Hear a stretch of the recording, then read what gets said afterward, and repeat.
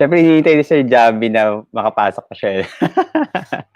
Good afternoon, teachers. Magandang hapon po sa ating lahat, no? And welcome to our live stream, our session for today, no? Meron pala akong kasalanan. Okay. Kaya feeling ko magagalit, may mga magtatampo sa atin. Nagkamali ako ng set sa calendar natin sa Kaagapay Teacher Support sa Facebook event. Okay. Nakalagay is 5 o'clock. I changed it already para ma-inform yung mga teachers natin. Pero it's set at 5 o'clock. So malamang still at around 95, 100, no? As of the moment, live viewers ngayon. Pero feeling ko dahil marami tayong magiging late, no? Because hindi pa sila na-inform that our session has started already. Okay, pero hopefully makahabol sila. No? Anyway, this session naman will be recorded, okay? At napakaganda, no, ng session na to. Okay, napaka exciting tong session na to. Yan. Teacher Pao, okay? What are your expectations for today? Except for that one, ano? Huwag natin isama ngayon yan. Okay? Pero aside from that, no, to our project for Teacher Pao, okay? Anong expectation mo ngayon, Teacher Pao? Okay. Set natin yung expectation. Kasi back to teaching ka, di ba? Oo. Okay.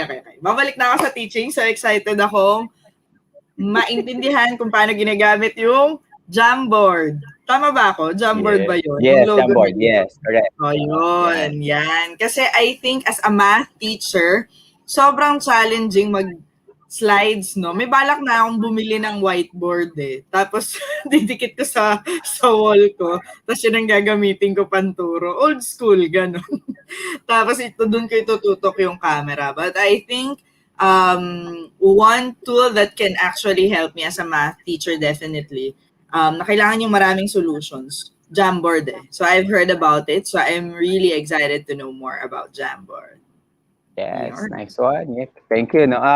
By the way, bago tayo pala mag-start, no, baka makalimutan ko. Congratulations to our co-administrator, Sir Angelo. He did a presentation kanina sa isang conference, no?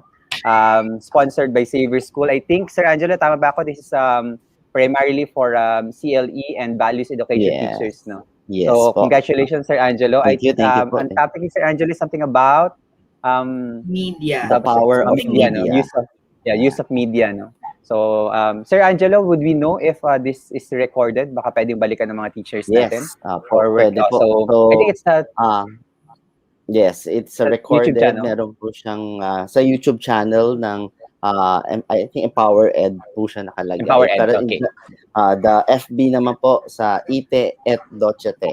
Kaya meron po sila kasi sariling FB group. So, for those who are into values education and CLE po, so you can watch that. Napakadaming tools, napakaraming things na share, na ibahagi, na pwedeng gamitin. And even those who are not actually CLE, marami po kayo rin mapupulot doon. So, napaka-diverse kasi ng topic niya. So, not only focusing on the topic itself, but also on the strategies. So, yeah. Congratulations ulit, Sir Jello. Yung mga hindi mo na maabot talaga, Sir Jello, yung mga conference level na. No? By the way, I'd like to answer a question ni Miss Amelia Sendana. No? Good afternoon, Miss Amelia. Yes, of course, you are welcome. Our session, our program is open for all. Okay, so it's very, very inclusive. So kahit po anong profession nyo, role nyo sa education, librarian, staff, faculty, okay, you should be able to take one thing or two things from our session. So, Sir Jambi. Kahit nga parent, Sir Franco, di ba? Yes, correct. Lalo na ngayon, Sir Jambi, no?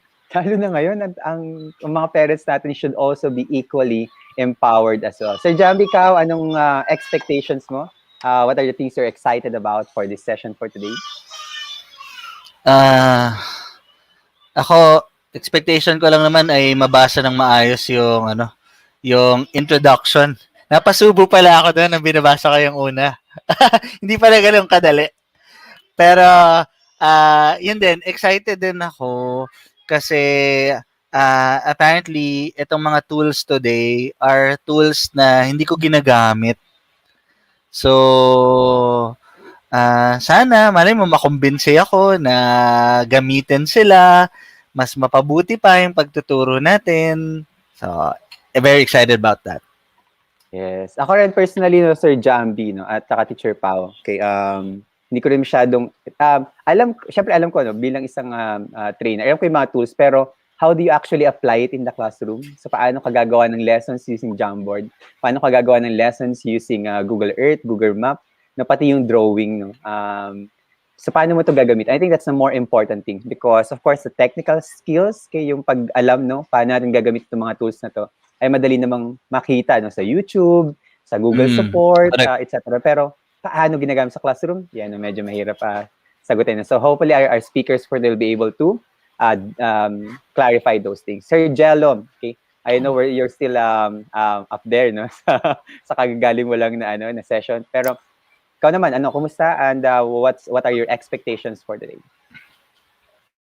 The same rin, Sir Franco, Sir Jambi and Miss Pao, yung usability and how I will be able to integrate them to my lessons. Kasi 'di ba, we always have that mindset na yes, we have all of these tools, but at first and foremost in technology integration, we always have to go back to our goals and our objectives. So look, I'll try to look into my objectives and see how I'll be able to actually utilize yung mga in-offer ni Google. Kasi sayang naman. Sabi nga, nandyan minsan, nandyan kailangan lang nandyan na ng dawan na hinahanap natin na tool. Diba? Para lang, masigurado natin na hindi naman masayang yung opportunities na nandyan na sa atin harapan. So, ako yon, more of looking into how we'll be able to put them and utilize them in my lessons.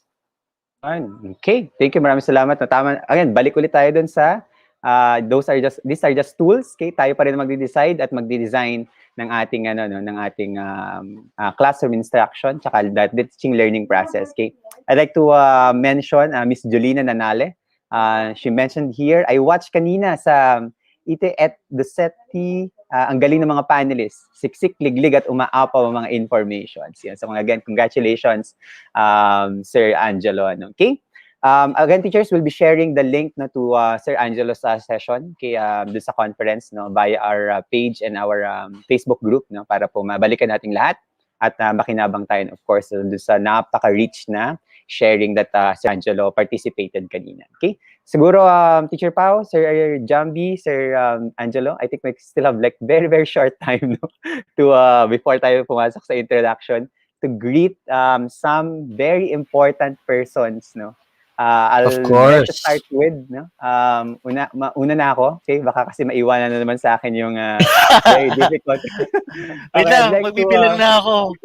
I'd like to give a shout out to Dr. Diogenes R.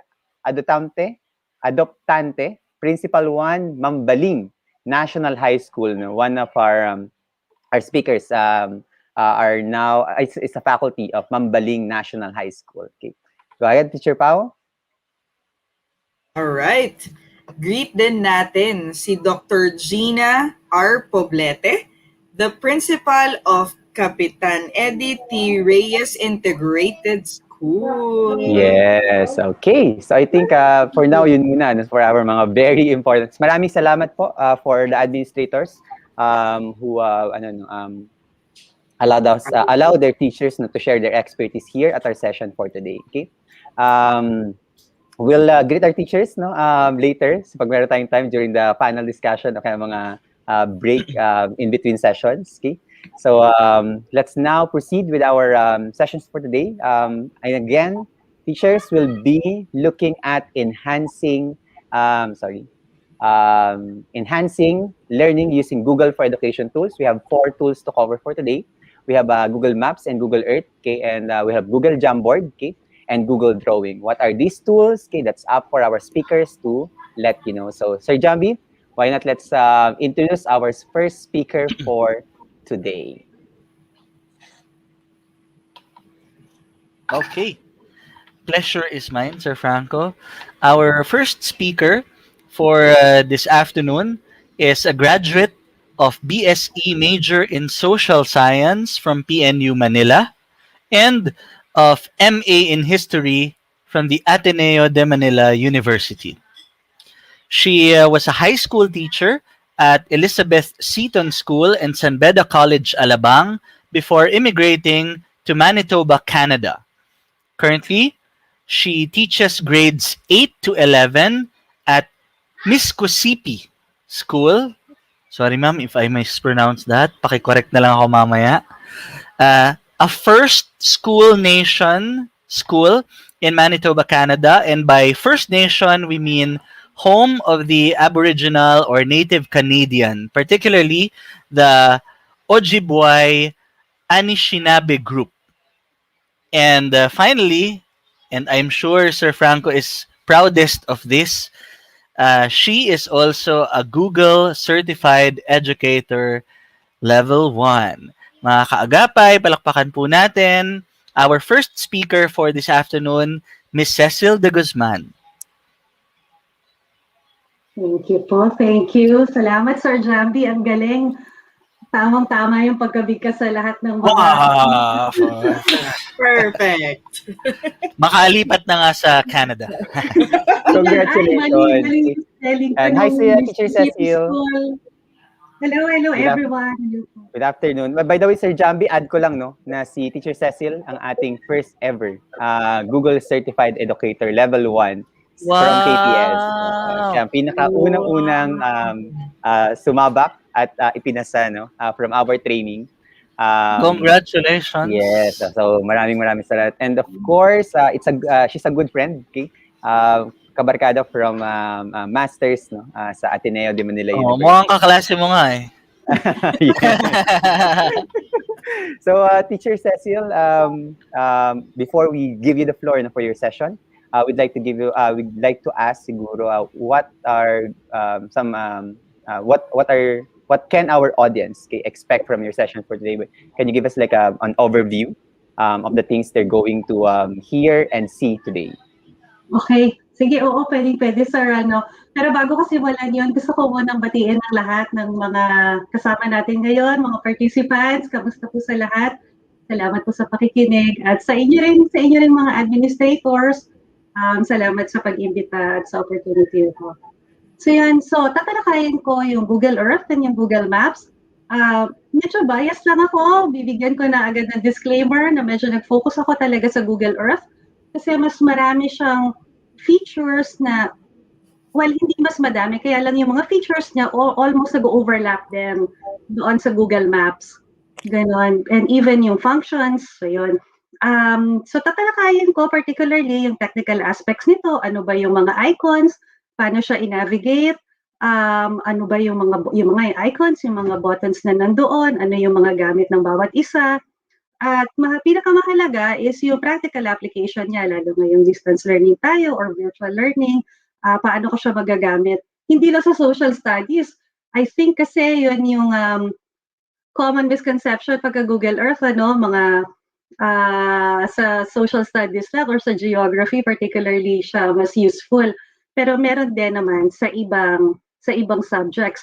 Na syempre, hindi ko naman talaga major o hindi ko masyadong tinuturo yung iba't ibang subjects. So, papahapyawan ko lang yung mga ino-offer ni Google pagdating doon.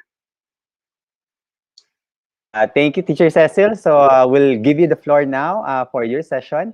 So you could start, and I think our audience are very, very excited to find out more about Google Earth and Google Maps. Okay. Good luck, Teacher Cecil, and teachers, enjoy for our first session for today. Okay, thank you po. Salamat. So, ayun, good afternoon ulit. By the way lang mga teachers, gusto ko lang din na magkaroon ng disclaimer dahil baka lang mapalo yung kamay ko dahil ginamit ko yung binasa ni Sir Jambi, ako naman ang nagbigay noon. Yung native, yung salitang native, baka medyo hindi maganda sa pandinig ng iba. Pero I just want to give a heads up that it's perfectly fine here. Ginagamit siya dito, and even the word Indian. Medyo double standard sometimes, pero wala namang problema, at least for the Aboriginal, for the native people, hindi nila masyadong concern iyon. So kaya ko siya ginamit. Ayun lamang po. So, ayun, ang aking topic ay part of this April series, Enhancing Learning Using Google Tools for Google Education. Particularly, my topic is all about Google Earth and Google Maps. Okay, so ano ba ito? Ano ba ito, teachers? Well, Google Earth and Google Maps is primarily used for navigation. Pero mas marami pa doon, ano, hindi lang tinuturo nito kung paano pumunta sa isang lugar o ano ba yung meron doon sa isang lugar. Pwede tayong mag-create dito ng virtual field trip, which is, I think, yan lang yung pwede nating magawa ngayong panahon na to, no, ng pandemic. And again, exploration for the different subjects. Katulad ng sinabi ko kanina, hindi lamang siya applicable or hindi lang siya useful sa social studies. Okay, nagulat nga ako personally kasi pwede pala siya sa geometry, pwede pala siya sa English, sa science. So yan, so medyo makikita natin siya mamaya. And yung isa pang characteristic ng Google Earth is or ng use is it really gives geospatial skills and context to the students. Pag sinabi mong 50-kilometer walk, pwede bang lakarin yun? Siguro pwede naman, ano, pero gaano siya kalayo in terms of maybe hours or in terms of from my location to yung alam ko ng lokasyon, halimbawa from 50-kilometer, maybe from my house to my province. So pwede mong bigyan ng ganun, ano. And yung context in terms of geospatial skills and context, halimbawa, i-relate ko siya, halimbawa sa experience ni, gusto mong gawin yung ruta ni Bonifacio, di ba, nung Revolusyon ng Pilipinas. So, pwede mong makita, ang layo pala ng tinakbo ni Bonifacio mula Maynila hanggang Cavite or Binaybay, ganon. So yan yung at least overview or ng mga ibinibigay ni Google Earth and Google Maps din. So yan. So teachers, pag ginagamit ko kasi si Google Earth, ang bagal niya. In fact, meron akong personal laptop na magti 10 years old na, pero okay naman kasi napalitan ko na. Kaya lang, pagka ginagamit ko to, and even yung laptop ko sa school, minsan pagka bad connection, naglalag siya. Ang bagal niya talaga. So, bear with me kasi gustuhin ko mang mag-demo, I opted not to. Kasi yun nga, si StreamYard ang bigat ng bandwidth and si Google Earth ang bigat din ng bandwidth niya. So baka ma-defeat lang yung purpose ng pagde-demo at hindi lalong maipakita. So ang ginawa ko for my presentation is nag-screenshot ako and I will explain the tools and the practical application na rin as I go along. If you have questions, teachers, you can maybe comment or I think even better na para mamaya na lang, ano. So yun po.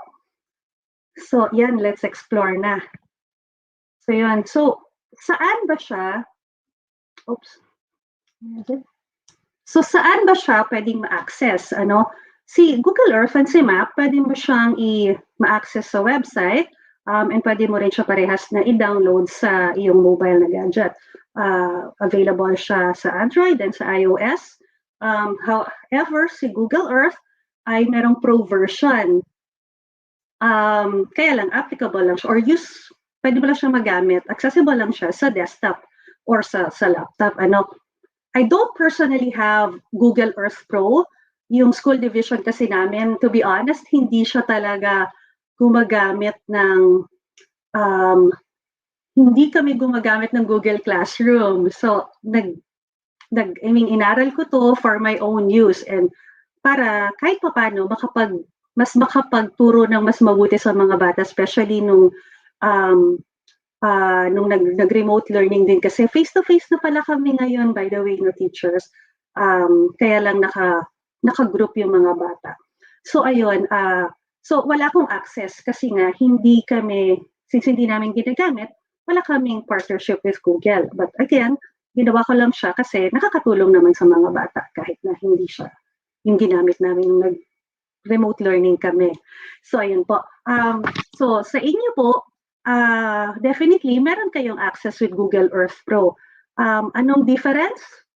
Mas maraming features pero the basic ones are available even if you don't have even if you don't have the paid account or the pro account, ganyan. But one more thing, teachers, is if you need or if you want to have the Google Earth Pro version, I think hindi siya automatic pagka kahit naka-pay or meron kang domain sa DepEd. I think kailangan nyo siyang i-coordinate sa inyong domain administrator to open the whatchamacallit, the feature. So yun. So yun So buksan na natin si Google Earth. Okay. So ito yung makikita ninyo pagka binuksan ninyo si Google Earth sa website or kahit na sa inyong downloaded application. So to open it, well, kailangan natin i-press or kailangan nating i-launch yung Earth. Ganyan. And then afterwards, this is the interface. Ito yung makikita natin. So now, let me talk. Teachers, huwag kang mabilis akong magsalita. Medyo sabihan niyo ako, feeling ko kasi rapper ako nung dati kong buhay eh. Medyo minsan hindi nagko-coordinate yung aking sinasabi sa aking nararating, sa naiisip na Pero anyway, tignan na natin itong mga tools or mga icons ni Google Earth. Okay.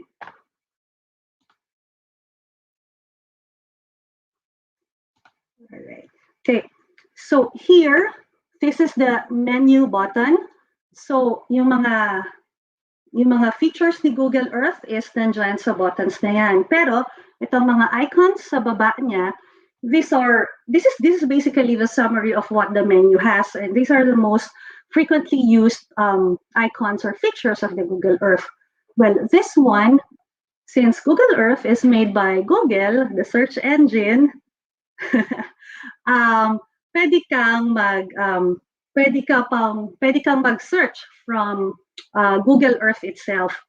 Medyo i-click ko yung slide ko, baka hindi siya ayan, di ba pine-preempt ko yung sarili ko, ang galing. Okay, so ayan. So pwede kang mag-search dyan. So teachers, ito medyo marami akong talk ngayon na sana mas mabuting napapakita ko. Kaya lang with the limitation in the speed and the bandwidth, bear with me po mamaya pagka may oras tayo, baka maari akong makapag-demo. Okay, so going back to what I was saying, so since si Google Earth ay ginawa ni Google, and Google is known as the number one, hindi ko alam kung medyo bias ako, but number one search engine, meron din siyang search capabilities sa loob ni Google Earth. So pagka ni-research ko halimbawa, namimiss ko mag-shopping sa Divisoria. So pwede kong i-search si Divisoria dito, and then on the right side, papakita niya sa akin kung ano ang picture na nakuhaan ni Google kay Divisoria. And not only the photo, but yung basic, yung mga basic information niya, and maybe not even basic, maybe maari ding may mga iba pang impormasyon. So ayun po. Okay, powerful, needed yan. Useful itong search button, especially pag gagawa ka na ng sarili mong project. Okay, or sarili mong activity for your class. Okay, so ito naman, itong slide or itong icon na yan is Voyager. Okay, so parang ano bang tawag doon sa mga kapitan ng barko, Okay, so Voyager, that is unique.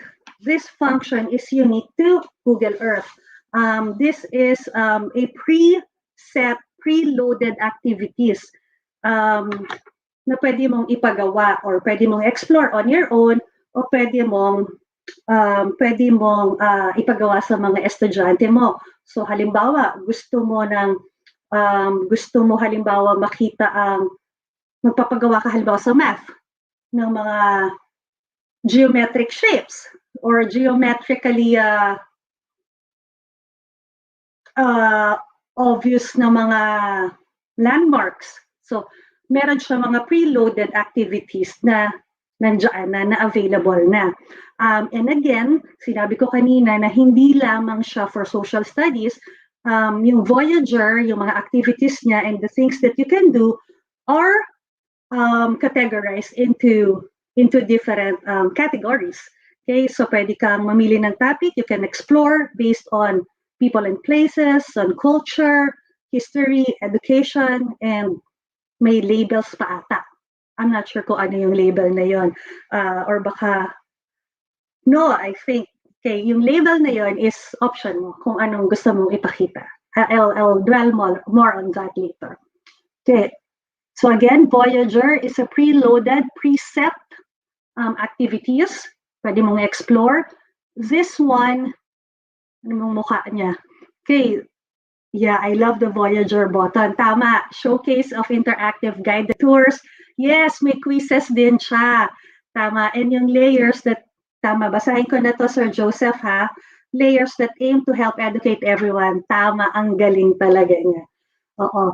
So yun, tama yun, Sir Joseph, very good reminder, no? So hindi lamang siya activities, pwede ka rin mag-quiz doon. So di ba, ang galing, kaya lang, I think the limitation for that, if you're going to use it as a teacher, hindi mo pwedeng, yung mga quizzes, I'm not sure na pwede mo siya, kung pwede mo siyang i-connect sa forms mo or sa documents mo.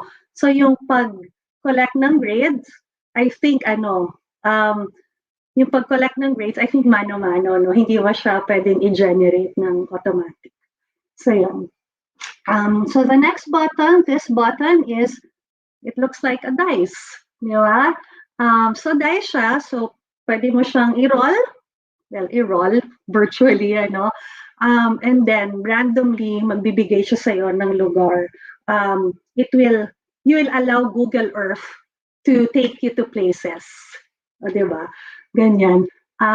So yan, pero pagka once Google Earth took you to a place, it will also give you the information. It will also gives you the different, I feel lucky button. Tama, tama, di ba? Yeah, that's the correct word for it. Or, galing ni Sir Joseph, ah. Okay, so yun, so pwede mo nga siyang randomly bigyan yung pwede kanyang randomly bigyan ng lugar na pwedeng puntahan. Totoo, Miss Ruben. Ay, Sir Ruben, sorry, babae palang bata, nasa photo. Nakakagaan sa pakiramdam minsan from above. Totoo, sir. Okay, from above yung bahay namin sa Pinya. Totoo, no po, no? Pero sir, gusto ko mag-comment doon, no? From above. Since si Google Earth, pwede mo siyang i-tilt yung angle niya. So baka pwede rin sa harapan ng bahay makita mo, no? Ganyan. Oo, ginagamit ko rin ito pag gusto ko makita yung bahay namin sa Pilipinas kahit ang traffic, kasi yung bahay namin nasa may kalsada, kahit puro sasakyan lang naman yung nakikita ko at hindi yung harapan ng bahay namin. But still, tama, nakakaano siya, hindi nakaka-homesick nakakatuwa siya, na nakakalungkot din. So yan. This one, this icon, Street View. Sir Joseph, parang gamit na gamit mo tong Google Earth. Okay, sino yung ini-stalk yung bahay ni Crush? Okay, so this is the project. Okay, so remember, si Voyager is preloaded, si Dice is feeling lucky, random, but this icon is project. So, kung gusto mong gumawa ng iyong personalized or intended for your own class, dito ka magpo-focus, dito ka gagawa. Ito yung best friend mo with Google Earth. Okay, this one, this icon is for, that one is for map style. Okay, so halimbawa, ano yung map style na gusto mong tignan? Kanina sinabi ko na si Google Earth doon sa bahay ni, yes, customizable tours and activities. Yes po. So yun. So yan yung inyong tool or yung inyong icon to make your own for your class. So kanina sinabi ko kanino nga ba to kay Sir Sana ako. Ayan. Kay Sir, nawala yung si Sir na akala ko, Sir Ruben. So sabi ko, di ba, pwede namang front view din. Di ba? So dito mo siya pwedeng, well, one way to do it. Dito sa layer or sa types of map, no? Diyan mo siya pwedeng pwede mong i-manipulate, okay, yung map style. Ano gusto mo? Gusto mo ba makita yung particular location mo, yung grid ng lokasyon ng bahay mo or ng isang lugar na gusto mong puntahan, or maybe a landmark? So ito yung pipiliin mo. Gusto mo ba, I think, meron dito. Yan, so ayan. Gusto mo bang pakita yung latitude, yung longitude, yung imaginary lines? Pwede mo siyang gawing available. Okay? Or gusto mo, halimbawa si science teacher ka, no, gusto mong makita yung clouds, not necessarily dito wala po, di ba, teachers? Pero dito, meron. So, that's another layer, no, na ma-access mo dito sa map style. So, gusto mo, ikaw si science teacher, gusto mo makita o i-relate sa weather and climate yung lesson mo, or maybe sa what you call that, sa pollution index ng air, pwede, though not real time, but at least it can still give you a perspective. Paano mo gawin, ayan. So yun. Another option or another icon is this one. So that is measurement. Okay? Mami-measure mo lang yung lugar from one place to another. Okay. Good afternoon po from SO Senior High School. I think alam ko yung SHS. Okay. So the other icons, okay? The other icons na nakikita natin on the left side is, okay. Di ba may cheat card ako, teachers, very obvious, but okay lang naman yan. Okay? Baka mamali yung tawag ko. Thanks, Teacher Ceci. Ay, salamat po, Sir Nomer, sa Google Earth for sure. Opo, sana, Sir Nomer, makatulong talaga, no? Yes, sa akin. Uy, Sir, good luck sa dissertation. River history. Oo nga, no, Sir, makikita mo yung mga rivers dito. So, yun. Okay. So the other buttons available here. Okay, so this is your location. This is the line. So pwede kang mag-create from point A to point B using this. Okay, but ito rin talaga yung my God, Efren, kamusta? From my former student. Salamat sa panonood. Salamat. Kamusta? Sana may mapulot ka. Okay. And this side, going back, so this side is hindi naman siguro ako mapiping pagka sinabi kong heart ng Google Earth, kasi ito yung dito mo talaga man-navigate yung Earth.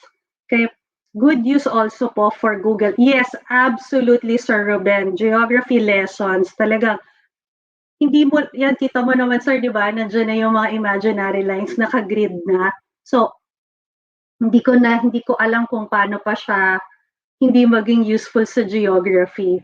Okay, but then again, not only for geography, di ba? For other subjects din. But I cannot explore that. Syempre, hindi naman, kahit na alam ko na yung Pythagorean theorem, di ba? Hindi naman natin alam ituro yun by heart. And syempre, hindi ko po yun major teacher. Saludo po ako sa mga math teachers. Okay, so tignan natin ito, no? Okay, so this button, and I'm pretty sure that you can see where my mouse is. Okay, so this is your location. Okay, so pagka kinlik mo yan, again, teachers, ito yung point na focus ako, no, kasi hindi ko siya mapapakita in real time kasi nga ang bagal talaga ang laki ng bandwidth ni Google Earth. But despite that, hindi naman iyon reason para hindi na siya gamitin kasi mas marami definitely gamit si Google Earth rather than over the bandwidth requirement. I suggest siguro kung gagamitin nyo si Google Earth, siguro baka siya lang, no? Para hindi mag-lag, hindi mag-hang, ganyan. So yun, so going back, itong icon na to is for locating where you are. So ayan, pagka-click mo siya, automatic from this view, mag-zoom in siya to locate your location. Ganyan, your current location. Tama, Sir Franco. Okay, so this guy here is si Pegman. Okay, Pegman din yung tawag. I'm not sure kung meron pang ibang pangalan. Pero you use this for using, you use Pegman for having the street view button. Ganyan. Para makita mo, para kang as if na naglalakad ka sa isang lugar. I'm very sure, teachers, that at least once nagamit nyo na yung si Google Earth. But yeah, so more likely alam nyo po yung state view. If not, I wish I can show it to you, but nonetheless, ang purpose nito is para makita yung kung ano ang meron sa kalsada. Di ba ba? Okay. This one is option lang. Option kung gusto niyo makita ng in 3D or in 2D yung si Google Earth. Okay? Itong button na ito, hello, good morning from Tunisia. Okay, hello. Okay, itong button na ito is si compass. Okay? Yes, shifts to flat or dynamic view. I hope sinabi ko siya, the difference between 2D and 3D. Yes, correct.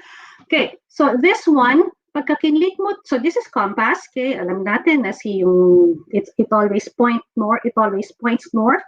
Okay, so yun yung si red. Okay, ang difference nitong malaki is pwede mo silang pagpalitan eh. Ito halimbawa, I really hope na nakikita ko siya. Can be used. Yes. Okay, yes, Feroz. I wonder if Google Earth can be used in teaching English in a small confined classroom. Absolutely, yes. It has a preloaded activities. It has preloaded activities, lessons even that you can explore. Halimbawa, yung travel or yung journey ng isang so say for example, a journey of one literary character. So you can, yeah, that's what just Franco said, no? Teachers use it for literary lessons, so absolutely. Okay, going back here, you can, the option, kasi pwede mo silang palitin, you can interchange them eh. So, pagka ito yung either way, either of the two, pagka ito yung ginagamit mo na tool, so pwede mo siyang ikutin. Of course, I was trying to do that, but it's a screenshot. Pwede mo, pag naka-earth view ka, so it's like you can tilt, you can turn the earth however you like it. Okay? However, pag minagnify mo si compass and hindi si earth, you can see kung ano yung location niya or ano yung places na nakapalibot sa kanya using the directions, diba? Ano yung in-stop mo siya sa France or halimbawa sa Pilipinas na lang. Okay, in the Philippines, no? So, from the Philippines, pagka yung kasi again, teachers, ito pwede mo silang pagpalitan, diba? Pag ito yung malaki, okay, magma-magnify para malalakiin kung sino yung lugar mo na pinili mo, di ba? And then pagka tinilt mo yung earth, hindi ka mapupunta, hindi mo makikita kung ano yung iba't ibang parte ng mundo, but the relative location of whatever or the relative location or the location or the places surrounding kung saan ka nakalakiin. Simple. I hope that's clear. And again, I don't think I can demo that, but of course, teachers know you can definitely try doing that on your own. So yun. And this one, okay, so ito naman is, well, si zooming in and si zooming out. Okay, I personally don't use this dito sa icon na to kasi it's a hassle, di ba? Pero si mouse, pwede mo siyang gamitin. Double click, left click is for zooming in. Again, may cheat part ako dyan, baka mamali ako eh. Parang if you know it, I mean, if you're on it, you can absolutely figure out, no? Pero pagka hindi. Okay, but anyway, si double click ng double left click, that is zooming in. Double right click is for zooming out. And you can also use yung ayan, diba? Yung scroll wheel ng mouse mo. So yun. So kaya, again, for me, hindi ko siya ginagamit kasi nga, mas madali si mouse. Okay. So let's see some photos. So ito yun. So 3D view. So andyan si Eiffel Tower, pero pagka pinindot ko to, yung layers, magiging, at gusto ko lang siya ng 2D, so wala kang makitang elevation. Wala kang makikitang buildings, wala kang makikitang bundok, wala kang makikita, yan, puro, ayan o, parang di ba ang weird, medyo na flat parang hindi nga na flat si Eiffel Tower, parang tinabini siya. Okay? But anyway, the point is, wala kang makikitang elevation, flat lang siya. Maybe, useful siya for just knowing the place or just having a visual representation of the place, kung gaano kalayo halimbawa itong Eiffel Tower to Chevigny-Loret. I'm not sure kung ganon yung tawag doon, no? Pero but still, nandiyan yung information. 3D naman, kung gusto mong ma-explore siya, no? So maybe another use that. So teachers, I hope you are observing that as I go along, I also discuss, napapahapyawan ko din yung practical application niya.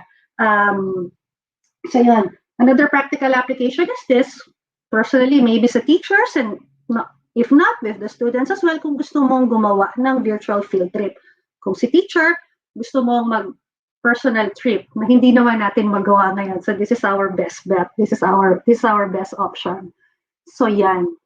So again, this, I just showed you the version. Okay? And that is, that can be manipulated here on this column. Another thing, teachers, that I failed to say is the photos available. Okay? Wala siya dito sa summary ng menus, but here, pag pinindot mo yung menu, may photo dyan, but it can be overwhelming.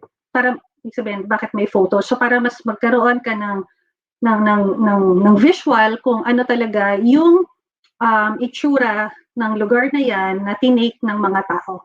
Ganyan. So ayun po. So more, explore natin si Voyager. So si Voyager, ito na siya. Again, these are the examples. Voyager has preloaded activities, quizzes that you can use for your class. Okay, so these are the basic, these are the major categories. So nature, yan, may games din. Layers kung ano yung gusto mo makita, yung street view, culture, travel, education. I think itong, okay, yes, this can, I think this is the category that we can use the most, because I think 90% here are teachers, no? And even if you're a parent, pwede mo namang, I mean, diba, dapat mga parents, ano tayo sa mga, ano natin, sa mga, what you call this, ating mga anak, no, or even personal. Yes, can be used in English, like describing the places, or also discussion, like your dream. Yes, absolutely, sir. We can use Google Earth to help the student have a better view of the streets. Yes. Hello po, taga Pilar. What is that? Is it possible to interface Google Earth with other apps? Let's say virtual tours of. Yes, sir, we can use that. And in terms of integrating to other apps, again, Google, particularly Google Apps, yes po. I'll discuss more of that in a bit. I know I don't have much time, but I don't have much to say naman. Again, medyo bias nga ako kay Google Earth. Okay. not that I'm going to talk about, or not that I'm going to say something about Google Maps. Okay, so these are some examples of preloaded activities. Okay, so triangular structures, so that's obviously math. The geometry of sustainable agriculture, geometry of castles. So purely math, no po. Pero sa science, di ba? Exploring Earth's ecosystem. Okay? Blue Gold, Our Lakes, Our Lives. Earth Education, katatapos lang ng Earth Day. Myths and legends from around the world. So, ang dami, di ba, teachers? These are examples. Okay? History, James Cook's first voyage to New Zealand. Yes. Before we have the VR2, we choose Google Expedition. Yes. Oh, thank you, Sir Franco. Before we have the VR tours for those via Google Expedition, but Google will soon remove Expedition and will be replaced with Google Arts and Culture app. Okay, that's good to know. Thank you, sir. Okay, so ayan, teachers, no, ang daming options. Okay, what if gusto kong gumawa ng sarili ko? So ito na yon. Ito na yung sinasabi ko kanina na si project. Di ba po? So si project, ikaw na mismo yung gagawa. You're welcome po, Miss Anna. So yeah, so sa project, again, this icon, ikaw na mismo yung gagawa ng iyong sariling project, iyong sariling tour, or iyong sariling activity sa class, or whatever na you need or you have to do for your class. Pwedeng field trip, di ba po? So yan, so how to do that, okay? So let's say, for example, you have a place in mind. So you click, I'm not sure, oh sorry, okay. So wala nga ako dito, di ba? Wala nga ako example. But how to do that is you're going to, so itong trip to Manila, nagawa ko na siya. This is an example. But how are you going to do that? How are you going to make a new project? So pagka nag-open ka ng project, you can make your own. Okay? Pag kinlik mo to, new project, lalabas somewhere here. So just like any other Google apps, diba? So you click that, and it will ask you an option. It will ask you options, okay? One option is to save it on your Google Drive, which is what I'm suggesting. Especially, Google is the platform that you're using for your kids. So, I mean, pagka nasa Google Drive mo siya, ang dali mo na siyang i-embed sa docs mo, or maybe Google Form, or sa Google Classroom mo, di ba? And ang dali mo na siyang i-share sa mga bata, sa mga estudyante mo. So yun. Just sharing is, I'm very sure that you are all expert in sharing. But if not, you can do that in your Google Drive. It's the same link by using the same icon, I mean, or here, share. Okay? So how to do that? Okay, so create. And then if you have places in your mind, you can create this. Remember, teacher, sabi ko kanina, si search button ay ang inyong magiging best friend. If I'm not sure kung tama yung term, yung consistent yung term, but si search tool here is your best friend pagka gumagawa ka ng sarili mong project. So you'll click that. Oops. Okay. You'll click that, assuming na tapos mo nang gawin yung title. You'll click that. You can, again, these are the examples that I have added. These are the places that I have added. So, Luneta Park, click mo dito si search, hahanapin mo yung lugar. Example nga sa ginamit ko si Luneta Park. Lalabas siya dito sa side na to. Oops. Sorry. Lalabas siya sa side na to. Then it will ask you if you want to include that in your project. So obviously you'll do that. And then if you want to add more places, you'll do the same thing. Search. They'll give you an option, add it. Okay? So ganun po mag-add ng project or ng location sa Google Earth. Okay? So yun, teachers. Definitely wala na tayong time, but that is at least the basic how to make a project, or the basic steps on making a project. Okay? Sabi ni Sir Ruben, yes po, teaching directions or giving directions in class. Ay, ang galing ni Sir Ruben kasi ang gandang segue ko for Google Maps. Okay? If you have, baka ako lang, pero pagka kailangan mo ng direction, again, baka ako lang, I think mas madali si Google Maps. Diba? Google Maps is a fun visual way to help students understand the geography concept kasi hindi siya as complicated as Google Earth, no? Mas straightforward siya. Asan dito ang compass? Asan dito ang ang sinasabi ng mga linya na ito, no, mga legends na to, mas available siya doon. Map reading, so anong ibig sabihin ng, kasi nga map, so flat, location and distance measurement. So yun, no, mas makikita mo agad, unlike kay Google Earth na medyo complicated in a way na, kasi nga naka 3D siya. Kahit na i-zoom in mo siya, well, siguro lalo na pagka zoom in mo kasi mas maliit yung distance na mapapakita mo, di ba? But the good thing about Google Map is you can create your own map. Okay? I have to be honest na hindi ko pa siya ginawa or nagawa ever, but there is the option pagka-kinlit mo yung icon mo sa Google Map, yung name mo, yung profile mo, nandoon yung option.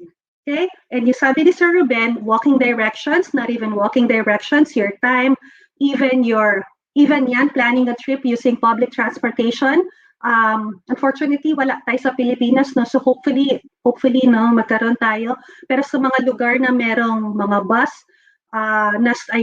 na-scheduled yung bus trips nila, naka-integrate yan or naka-integrate yan kay Google Map. Okay? So yun, isa sa train, ganyan, no? So even yung arrival and yung departure na pre-predict ni Google Map. Okay? Yan, biking directions and add or edit places on maps for your community. Since Google for Education, the focus here, yung three bullets na sinabi ko. So ayun po.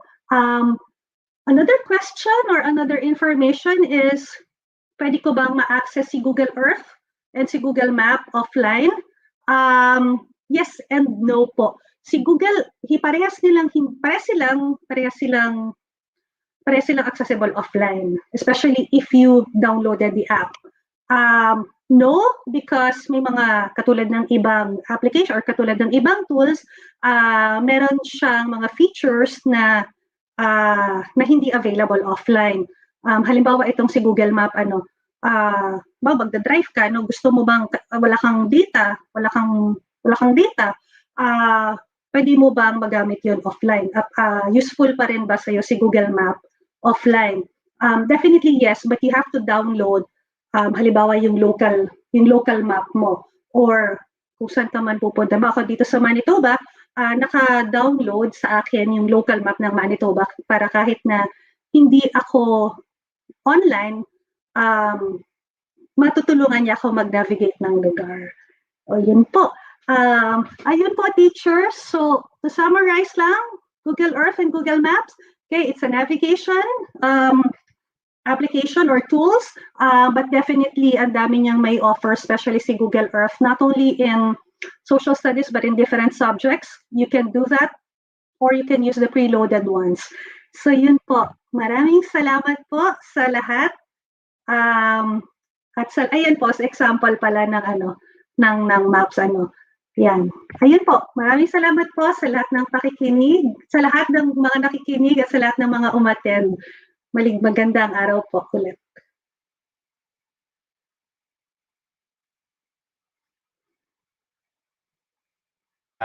Thank you, Teacher Cecil. Yan.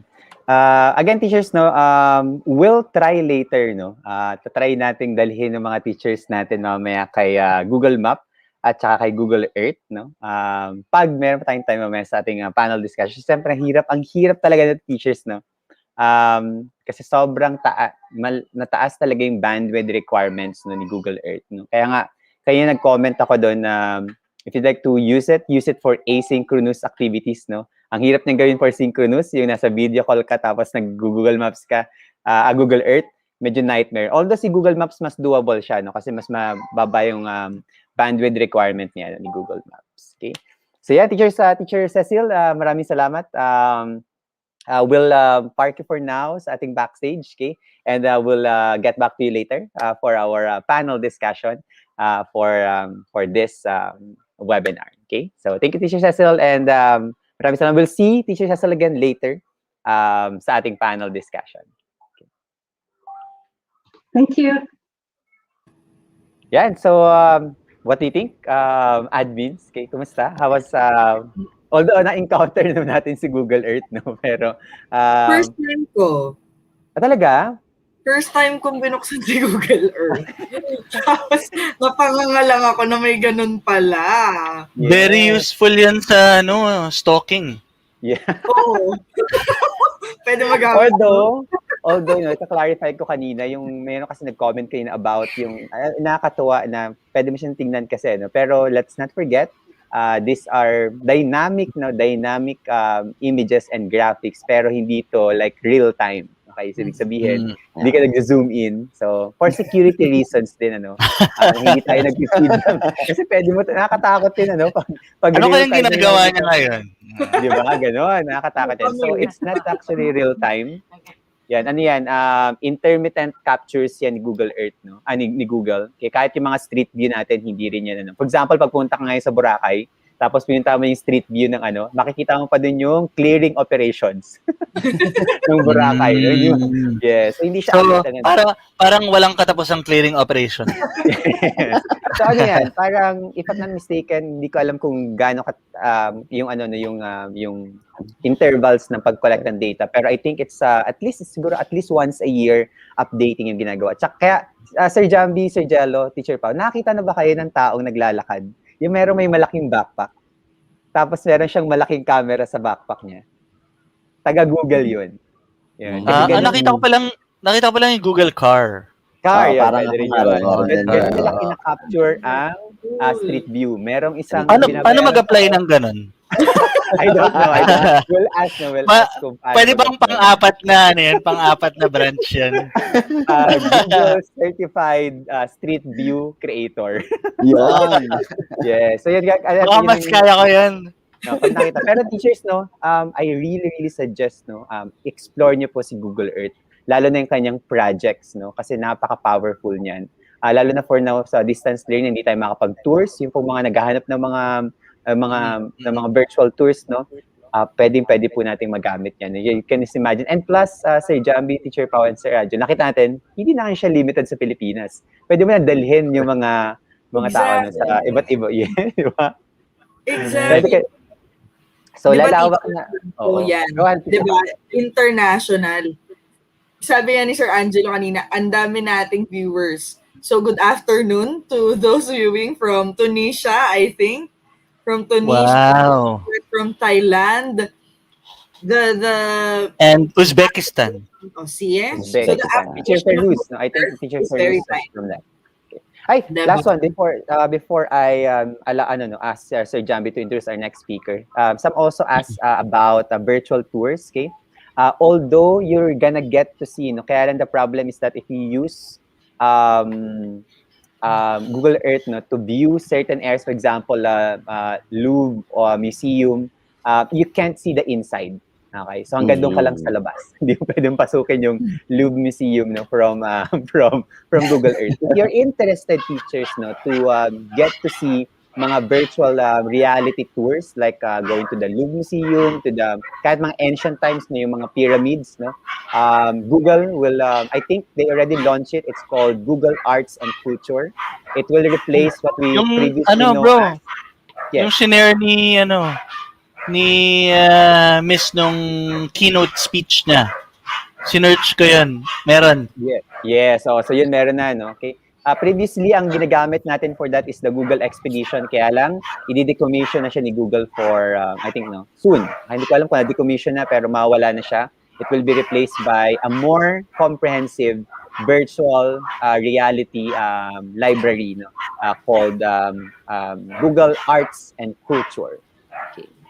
So yan, Teacher Jambi, Sir Jambi, I think it's now time to introduce our next speaker, okay, for Sure. this session.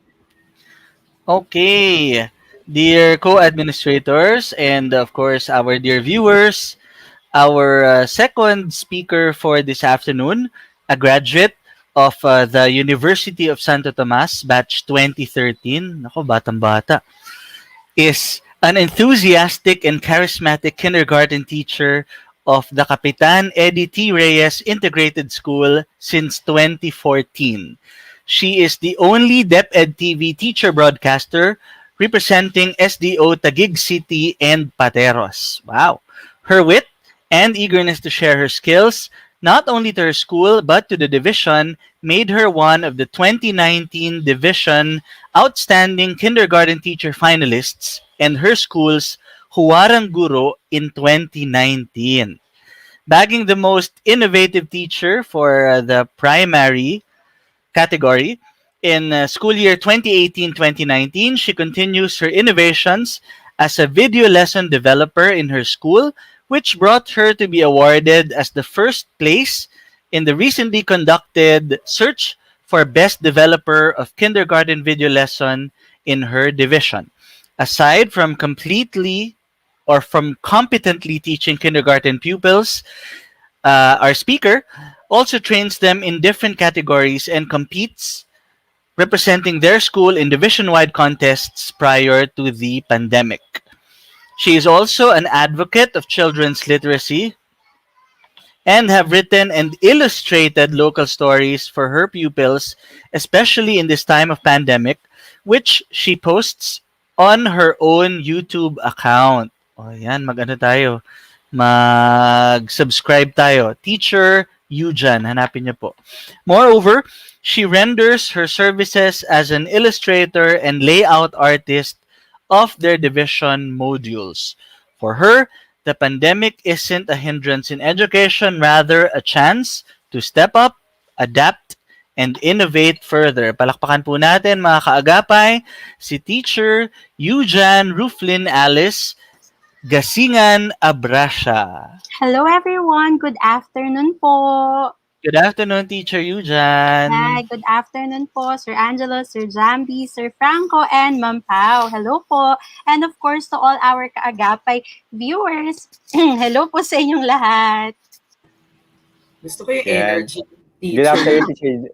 Ay, ito na naman tayo. Alam natin no, kapag lalo na si Teacher Eugen ay also very well versed no sa pag-create ng mga content as well. Okay? We'll be posting the YT link no ni Teacher Eugen later.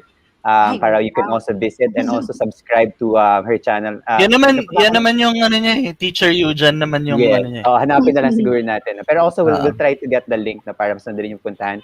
Napunta ko na yung channel niya before and I'm really, really amazed sa mga mga content Puro niya, mga materials. children po for the kindergarten learners. Yan. Thank you. Teacher Eugen, before you start your session, maybe could you give us a very short description on what you will be sharing for today? Okay, so what I will be sharing to everyone today is a very, very exciting tool to enhance learning. Lalo na po ngayon where we are all inclined to do online classes. So meron tayong mga limitations sa ibang ginagamit natin. But to augment those limitations, I will introduce a wonderful tool called Jamboard. We will explore more of the Jamboard and we will see how it can help every one of us to further enhance the teaching and learning environment in our online classes. Thank you, Teacher Eugen. Exciting na. Ako, hindi ko pa rin masyadong na-explore si Jamboard, so I'm really looking forward to see the potential of Jamboard. So, Teacher Eugen, thank you, and you may begin your session, teachers. Enjoy our session on Jamboard.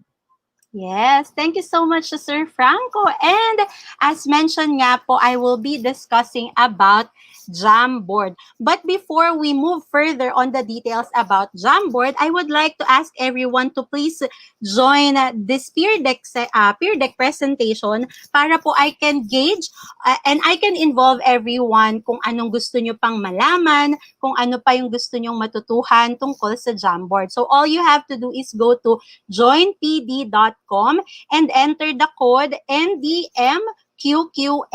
Again, NDMQQN.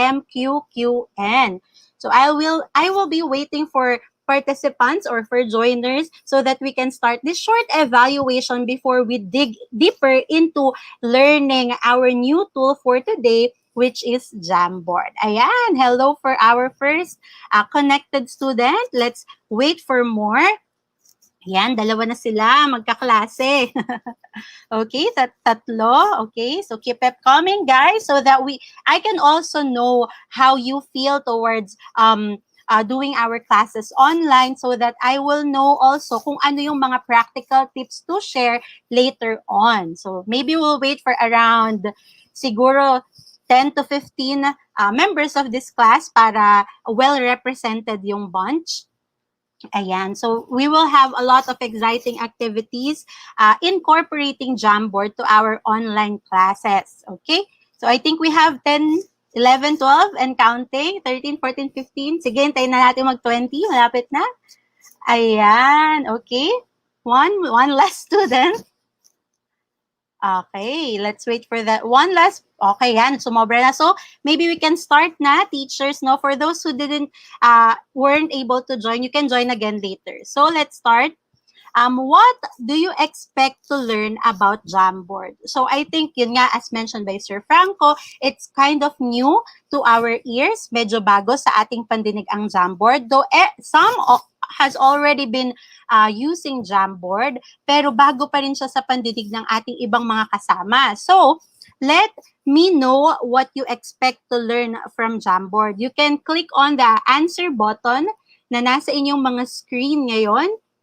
Ayan, so that I will be able to show your answers later on. Ayan, so meron na tayong 18 responses. Let's see what you expect to learn from Jamboard.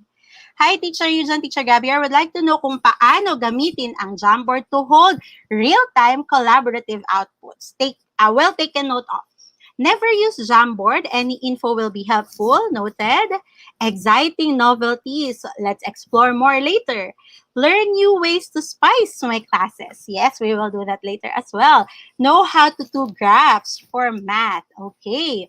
Yan, buti na lang, nandun din yan.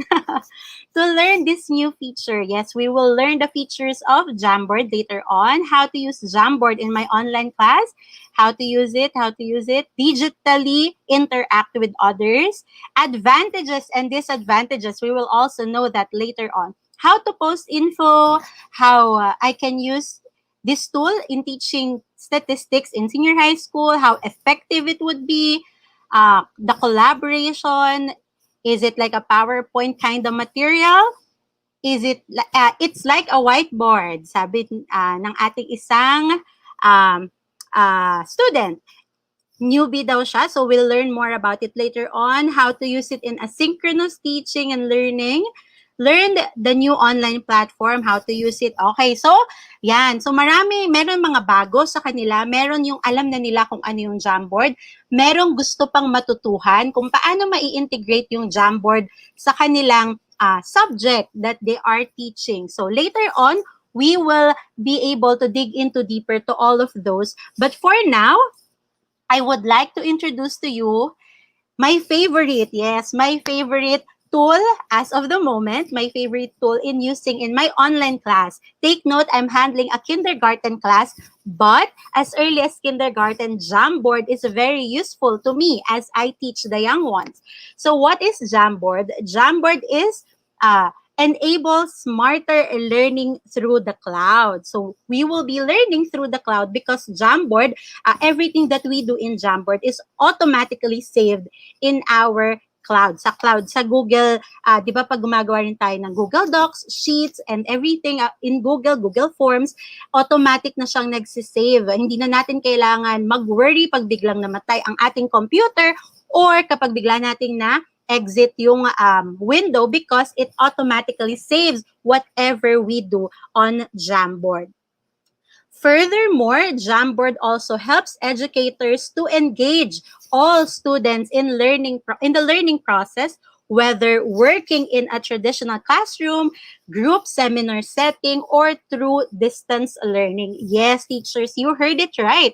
Jamboard is not only used on online classes or online teaching, but it's also very helpful in the traditional classroom setup, given that our pupils have technical materials inside the classroom. For example, sa mga speech lab or sa computer lab, we can use Jamboard. Pero yung classroom natin, if we do not allow our students to have their gadgets sa face-to-face, syempre we cannot use this tool to collaborate with them.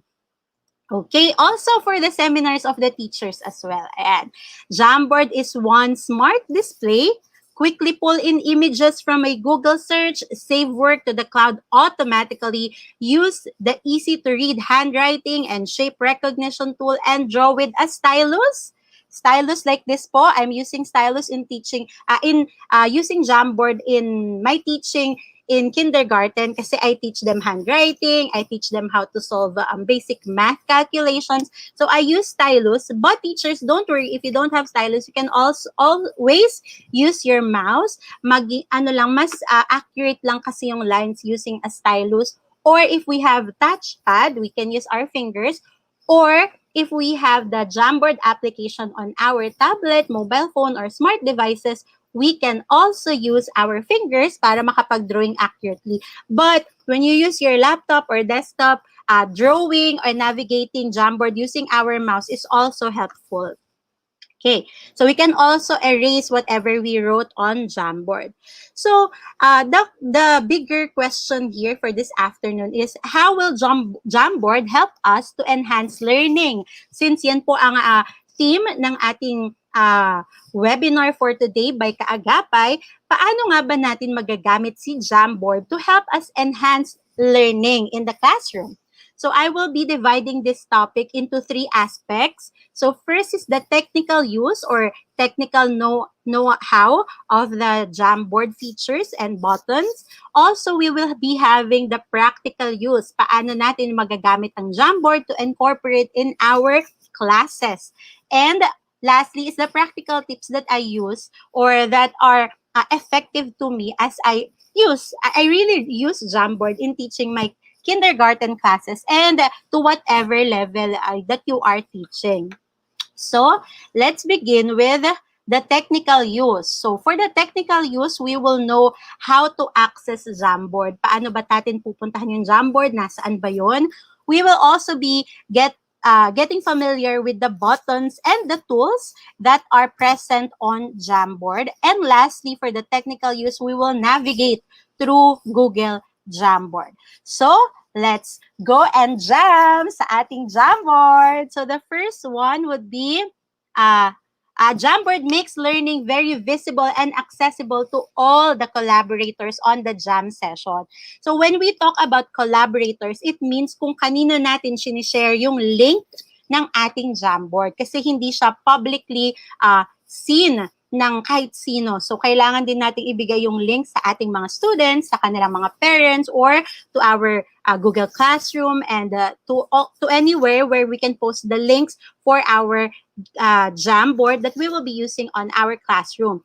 It is also easy to present your jams in real time through Google Meet, allowing for easy sharing and making real-world connections. So whatever we do on Jamboard, when we share that screen on Google Meet, real-time nakikita ng ating mga pupils what we are doing on Jamboard. Also, when we allow collaboration on Jamboard, the students will also be seeing what the collaboration is ongoing on Jamboard dun sa pinapresent natin sa Google Meet. So, para lang talaga siyang normal classroom setting na nag-group work sila sa board and the class can see. So, ganun po siya kaganda, teachers. So, now let's go to Jamboard. Ay, meron pa. Ayan. Let's go to Google Jamboard. Kala ko meron na namang mahaba. Okay, let's now go to Google Jamboard by simply going to any window or any web browser, Google Chrome. And we will have to click the Google Apps located at the upper right hand of your screen. Ayun siya. So, yan, yung chocolate chips daw, yung iba fishball daw, yan. So, kung ano-ano nang tawag nila dyan. But, basically, teachers, that is where we can find the Google Apps. Ayan, yung mga Google Apps natin nandyan lahat. Ano-ano ba yung nandyan? When you click that, makikita nyo lahat ng ating Google Apps. Minsan, sa unang click pa lang, nandun na agad si Google Jamboard. But, pag wala, you just have to scroll down so you can see the Jamboard logo. Ayan. So, kagaya nito, teachers, nandito na si Jamboard logo. And after you see that Jamboard logo, you just have to click on that. I-click lang natin yung logo ng Jamboard so that we will be redirected to our Jamboard. Yan. So, nakalagay dito, teachers, you don't have a jam yet. So, wala pa tayong jam because we will first navigate on the buttons of the Jamboard. So, paano ba tayo gumawa nun? So, dito, wala tayong makikitang mana-navigate. But paano tayo gagawa? We just have to click the plus sign to create one. The plus sign is located at the lower right of your interface. So, let's go to our... Yan. This one is a real time po natin, no, i-share sa inyo, teachers. So what we have here is a very user-friendly interface of the Jamboard. We have on the upper left, title ng Jamboard. So let's create a title. Pwede nating lagyan ng know the tools. Kunyari, yun yung pangalan ng aking Jamboard, ng aking Jam.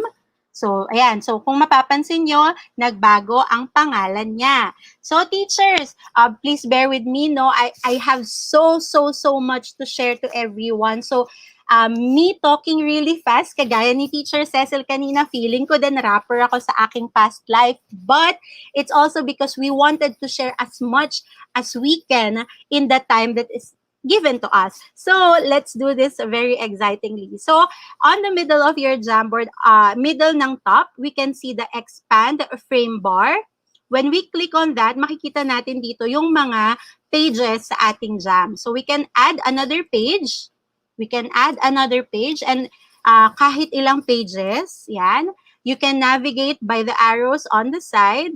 Yan. And also, meron ditong fishbowl uli, may 3 dots on the upper right hand of each of your pages. When you click on that, meron tayong option to duplicate or to delete. So for example, I would like to delete that kasi masyado na akong maraming nagawa.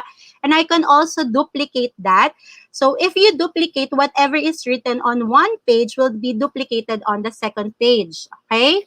So duplicate and add slide. Sa add slide or add frame, bagong frame po yun, clear frame. When we duplicate, whatever is on our slide na dinuplicate, yun din yung nasa susunod na slide. And then also here, sa taas pa rin tayo, meron ulit fishballs for more action. So sa more action naman, we have the option to rename or to download our Jam as PDF. We can also save our frame. So pag sinabi po nating frame, yung isang page lang po yan. Unlike when we download as PDF, we will be having all the frames. Save frame as image. So kung nasang frame kayo, kunyari nasa second frame ako, save as image, yung second frame lang po ang save as image. We will also have the remove, kung saan mare-remove yan. Wala na. The jam will be removed. So, parang i-delete natin itong jam na to. So, cancel muna natin and let's move on to other options. We also have a make a copy. So, kunyari, dalawang sections yung hawak mo. This one, for example, is first section Sampaguita. And I would like to present another jam. Pero sa Kinder Daisy naman, yung mga collaborators naman ng Kinder Daisy or ng Daisy, yung bibigyan ko ng jam na yon. So we can make a copy, maduduplicate lang siya. You can edit the title or the name of the copied jam. And also we can get help if we are if you want to know more, we can get help. Pag we feel lost, we can get help. The Google will prompt to a page na kung saan magbibigay ng iba't ibang info pa sa atin. and send feedback to Google. Example, if you have experienced a lot of technical issues, you can send feedback to them and see version history, because Google is continuously updating the different Google apps. Yan. So, continuous ang update ni Google, so we can see the version kung ano yon. Ayan. So, ito version ko. Kunyari, ginawa ko kaninang 302, ginawa ko blank, pero ngayon, ito na siya, wala pa rin pala ako nilagay because we're still at the buttons on top. So, now, let's go to the buttons dito na sa susunod. We have here the undo button. So, for example, sige, we drew a line, pero ay, pangit, di straight. So, we can just undo. Pag sabi, okay na lang din kahit hindi straight, we can redo, babalik siya. We also have here the zoom button. Siyempre, yan, we can zoom our jam to fit the screen, or 25% or 200%. So, it's up to you. We can also set background to our jam. So, merong default backgrounds dito, teachers. We have the dotted background. Papakita natin. So, pag sa dotted background, teachers, makikita niyo yung gray dots na hindi masyadong visible. So, later on, I will be telling you kung saan siya pwede nating gamitin. We also have the lines. Yan, kung makikita niyo ulit, teachers, there are blue lines. So, basically, blue lines lang siya na default. We cannot resize the background. We also have the grid. Ito, to answer the question, the expectation a while ago about the graphs, we will be using this grid later on.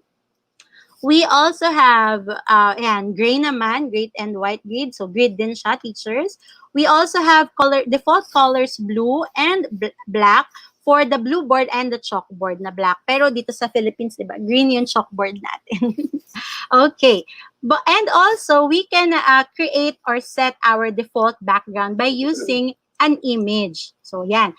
Teachers, when we click that, we have the option to upload from our device. We also have by URL. If you already know the URL of the background that you would like to use, we can also choose camera. Ayan. So, i-allow lang natin siya. Kung yari, gusto ko background myself. Okay, so I can use this. We can also use Google image search. Ayan. This one is my favorite, to use Google image search as a background of the presentation. So, for example, let's search for example, collaboration.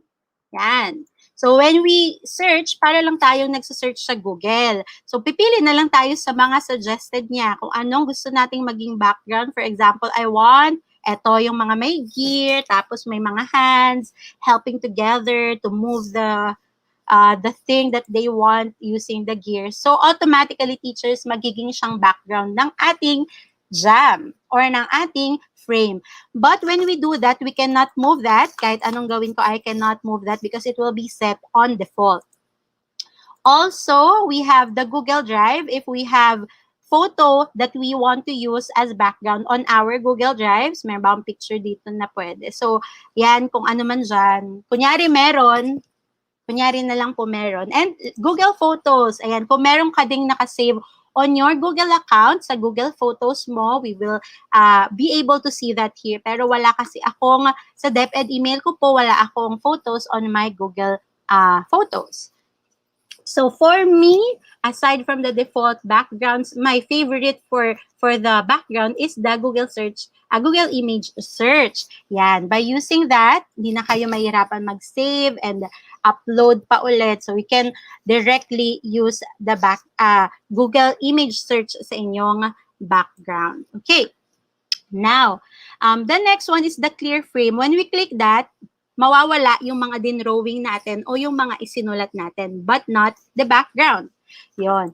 So, open on a Jamboard naman. Pagka ganyan na, teachers, wala tayong masyadong ganyan technology dito sa Philippines. So, dito na tayo sa mga tools on the left side. So, so let's set the background as white first. So, as mentioned a while ago, we have a lot of tools, kagaya ng ginawa ko kanina, nakapag-drawing ako using pen.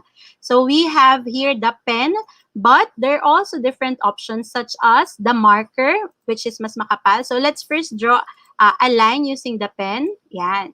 So I'm using my mouse, teachers, no? Pasensya na kung crooked. Now, to compare, let's use the marker and let's change a color to compare. Let's have the blue one. So let's have a straight line. So kung mapapansin niyo, teacher, I will zoom that in. Mas makapal ng bahagya si marker, this one, the blue one, than the pen, which is the black one. Now, let's try the next option, which is the highlighter. And let's use the green one naman to show comparison. So, pag highlighter, of course, para siyang highlighter na may edge na ganito. Parang sided edge. Okay? So, yan. Next, let's have another kind of pen, which is the brush. Let's use naman the red one. So, para siyang see-through, teachers, no? Kasi pag, di ba, pag nagwo-watercolor tayo using our paintbrush, hindi naman siya solid color na nalalagay, kundi ganito na, parang see-through muna, and you can build it up. Ayan. Pagka inulit-ulit mo on the same line, nabibuild up siya, teachers, and kumakapal hanggang kumapal ng kumapal. So, para lang din pag nagwa-watercolor tayo. Okay. Aside from the pen feature, we also have the erase. Ayan. If you want a part of the drawing to be erased, ito lang gagamitin natin. So, erase natin yan, kunyari. Okay, so nakita nyo na erase siya. One more, erase, erase, erase, erase. But if we want to clear the frame, we just have to click clear frame. Nawala na po lahat. So, that's an easy way to erase all the drawings and all the writings on your jam. So, balik po natin sila. Because we can also have the third button here, which is select. So, by selecting, just click one. We can select the image na gusto nating galawin. So, next, we have naman the sticky note. This one, I also love, love, love, love because it has different colors and it's really aesthetic to the eyes of the children or of your learners. So, for example, the sticky note acts like a notepad na pwede silang magsulat or si teacher mismo pwede magsulat and the teacher, the viewers of your jam will be able to see that. So, for example, yellow. For example, I'm teaching colors. So, this one is yellow. So, yan, nandun na siya. Or we can also use the sticky note as remarks. So, mamaya makikita natin with the sample activities I prepared. So, pwedeng very good group 1. So, for example, ganyan yung gusto natin. Mamaya makikita natin yan kung bakit may group 1 na nilagay si teacher yun. So, mamaya makikita natin. You can also change the color of the sticky note. Let's have blue. Yan, very good group 1. So, we can have this one as a reinforcement or a positive reinforcement to the children or to the group that did a work on Jamboard. Next, another favorite of mine, sabi, lahat yata favorite mo. Yes, kasi sobra po siyang naging effective and helpful and I feel like I'm still doing what I'm doing in my Blackboard inside my classroom. So, ito yung aking online Blackboard. Next, another favorite is an add image.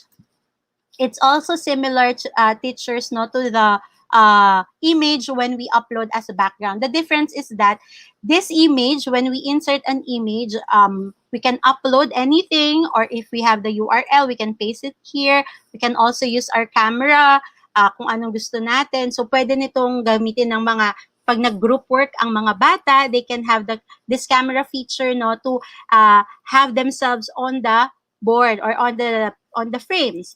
We can also have the Google image search, which is very helpful, and Google Drive and Google Photos. So, for example, I will be inserting a photo of the Philippine map. Yan. So, oops, sorry po. Typographical error. Ayan. Nanginginigan po yung mga fingers ko. Wow, disclaimer. So, when we search that, there's a lot of different pictures. We just have to choose. For example, I'll be using this one and then click insert. So, the difference, no, teachers, sa background kanina, we cannot resize and move it. But when we insert picture, we can resize and move it to anywhere that we want. Okay? So, ngayon pa lang sigurado ako nagkakaroon na kayo ng ideas on how to use the Jamboard on your classes, no? Next feature, we have the shapes. We have here default shapes, circle, a square, a triangle, a diamond, or a rhombus. Rhombus daw po kasi ito, no? Sabi sa MTAP kasi ang diamond daw example ng rhombus. Wow! Sabi po yun sa MTAP. Disclaimer again. We have also the round, the rectangle, the half circle, the bar, and an arrow. We have all the default buttons or shapes over there. So let's have a square as an example. So once we draw a square, para lang po sa pag-i-insert sa mga applications na ginagamit na natin, no? Just pag may plus sign, just drag it to your desired shape. And then we have here, magbabago po yung nandito sa taas. We can edit this one na. We can have the line color. Ito po yung line color. Ayan, magbabago po yung line color niya. And of course, pag hindi siya nakaselect, teachers, no, babalik si set background and clear frame. So we have to select it and change the fill color. Kung gusto nyong color niya ay blue. So ayan. So teachers, ayan po, pwede siyang i-customize with the other shapes as well. And when you select the photo, meron ulit fishballs dito sa gilid or the more options. It's either we can duplicate, magiging dalawa po siya, or we can also delete. Kung ayaw nyo na siyang makita, ay mali, baguhin ko, delete. Okay? Next, let's redo na. Okay, let's insert na lang another one. And we can also change the order. Paano naman yung order? So for example, gusto ko siyang nasa likod, for example, ng map. Just click the more options, click order, and send to back. Nasa likod na po siya. So, ayan, very easy for everyone. Very familiar naman na tayo when we are reordering or pinagbabago-bago natin yung positioning of our photos and graphics on PowerPoint, on Word. So, it's also the same here po. Okay, next, we have, so ilalagay natin lahat ng ginamit natin dyan. We have another option which is text box, okay? So when we have text box, magiging letter I yung icon. Ay, hindi pala nazoom yung icon. Okay, so this one, naging letter I po yung aking cursor, naging I siya. So just have to click that. Lalabas po yung text box and you can write whatever you want. So for example, welcome learners. Then we can resize that. We can also have the option to select style. Is it going to be this big or will it be just a small one? But also we can just simply resize the entire text box. We can also change the color of our text. For example, I wanted it red, so we can do that, or yellow or green or whatever. But teachers, no, sorry, because there's only a limited number of colors to choose from. So next, we have the alignment. We can have it center aligned or right aligned, left aligned. It's left aligned by default. So we can the only limitation is that we cannot change the font style, teacher. So default siya. Pwede lang natin ma-change yung style niya when it comes to being big, small, yon. Okay, and the last one we have here. So kung sa normal classroom setup or PowerPoint presentation natin sa face-to-face, meron tayong ginagamit na laser, di ba? To point out on the pictures or the topics or the words that we want our children to focus on. So ito naman yon, teachers. So ito naman siya. Magkikreate siya ng red lines pero nagfi-fade away din siya. For example, sabi natin, this one is Luzon. Ay, ito palang ganyan. This one is Luzon, for example. Nawawala siya, teachers, no? Can you see that? Again, let's zoom that in. Ayan. This one is, okay, children, ito yung mga part ng Pilipinas na Luzon. Ito naman banda yung Visayas, and ito naman banda yung Mindanao. I'm sorry no kung I'm circling wrong provinces po. This is just for example purposes. And again, disclaimer, I'm a kindergarten teacher. Ayan. So, wala naman po kaming geography class, but ayan. So that's how we use the laser. We can also highlight text. Welcome learners. Okay, can you tell me the letter? What letter is this? What letter is this? Sound of the letter. So that's how we use the laser. Okay, now, teachers, nakita na natin kung paano ba gamitin yung mga tools that are found in our Jamboard. Those are default tools, no? So now, let's move on to the most exciting part on how we can really integrate that, okay, to our classes. So this one now, we're now on the practical use. So the first part we will be doing here is how it enhances learning. Paano siya nakakatulong sa pagkatuto ng mga bata. How can Filipino learners use it? Yan, sa Philippine setting tayo. Let's localize it. And what are the limitations? Of course, in everything, teachers, no? Hindi lang puro good sides and bad sides. So kanina, I've already mentioned some of the limitations such as the font color, the font style. But what else are the limitations when we use Jamboard in our actual teaching? So first, let's go on how it enhances learning. So as teachers, we can use Jamboard in variety of ways. So that we can integrate it to our teaching to present lessons creatively and interactively. And also, alam ko no tayong mga teachers, kahit may PowerPoint na tayo, meron pa rin tayo minsan yung parang instinct natin inside the classroom that gusto pa rin nating i-underline, gusto pa rin nating i-encircle, gusto pa rin nating mag-add other informations other than the ones presented. So we can do it naman on PowerPoint or on other platforms, but Jamboard is really a great help for everyone to present lessons creatively. Also, it allows teachers to brainstorm. So as mentioned in the beginning, it can be an avenue of brainstorming. Later on, we can give you a sample on that. Also, provide teacher-learner collaboration. So, pwede din kasi silang gumawa or magsulat or mag-drawing or mag-insert sa inyong mga jam. Yes, your learners can collaborate with the teachers. Also, this enables the learners to collaborate by themselves. So, learner-to-learner collaboration, and also allows them to present creatively. So, makakapag-present din sila creatively. So, teachers, no, ang ganda ng Jamboard kasi hindi lang si teacher yung pwedeng mag-present on the class. Kasi usually tayo, we just have a PowerPoint, we present it to class, and then that's it. Kung gusto ng, for higher level, kung gusto nila din mag-present, they have to prepare their own ang tawag dito, their own they have to prepare their own PowerPoint to share on your sessions. But with the Jamboard, pwedeng nandun na lahat. Your presentations, their group activities will be right at your fingertips. Next, let's have how can Filipino learners use it? So first, teachers know we have to allow them to use or to edit the Jamboard. Saan ba natin nakikita yung allowing our learners to edit and collaborate on Jamboard? So let's go back to this Jam. Nandito yung teachers, no? Kaya in-skip ko kanina para ma-explain ko further for this part. So nandito siya. Ngayon, teachers, naka-private or to me only siya.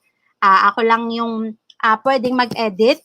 But when I add my learners, for example, ayan. If I add them using their email address, okay lang. If you know, but teachers, we can also allow them to use that without inviting them sa email nila by simply anyone with the link. Yan, yun yung papalitan lang natin na sa settings natin. So, anyone with the link, so magiging ano na siya, public.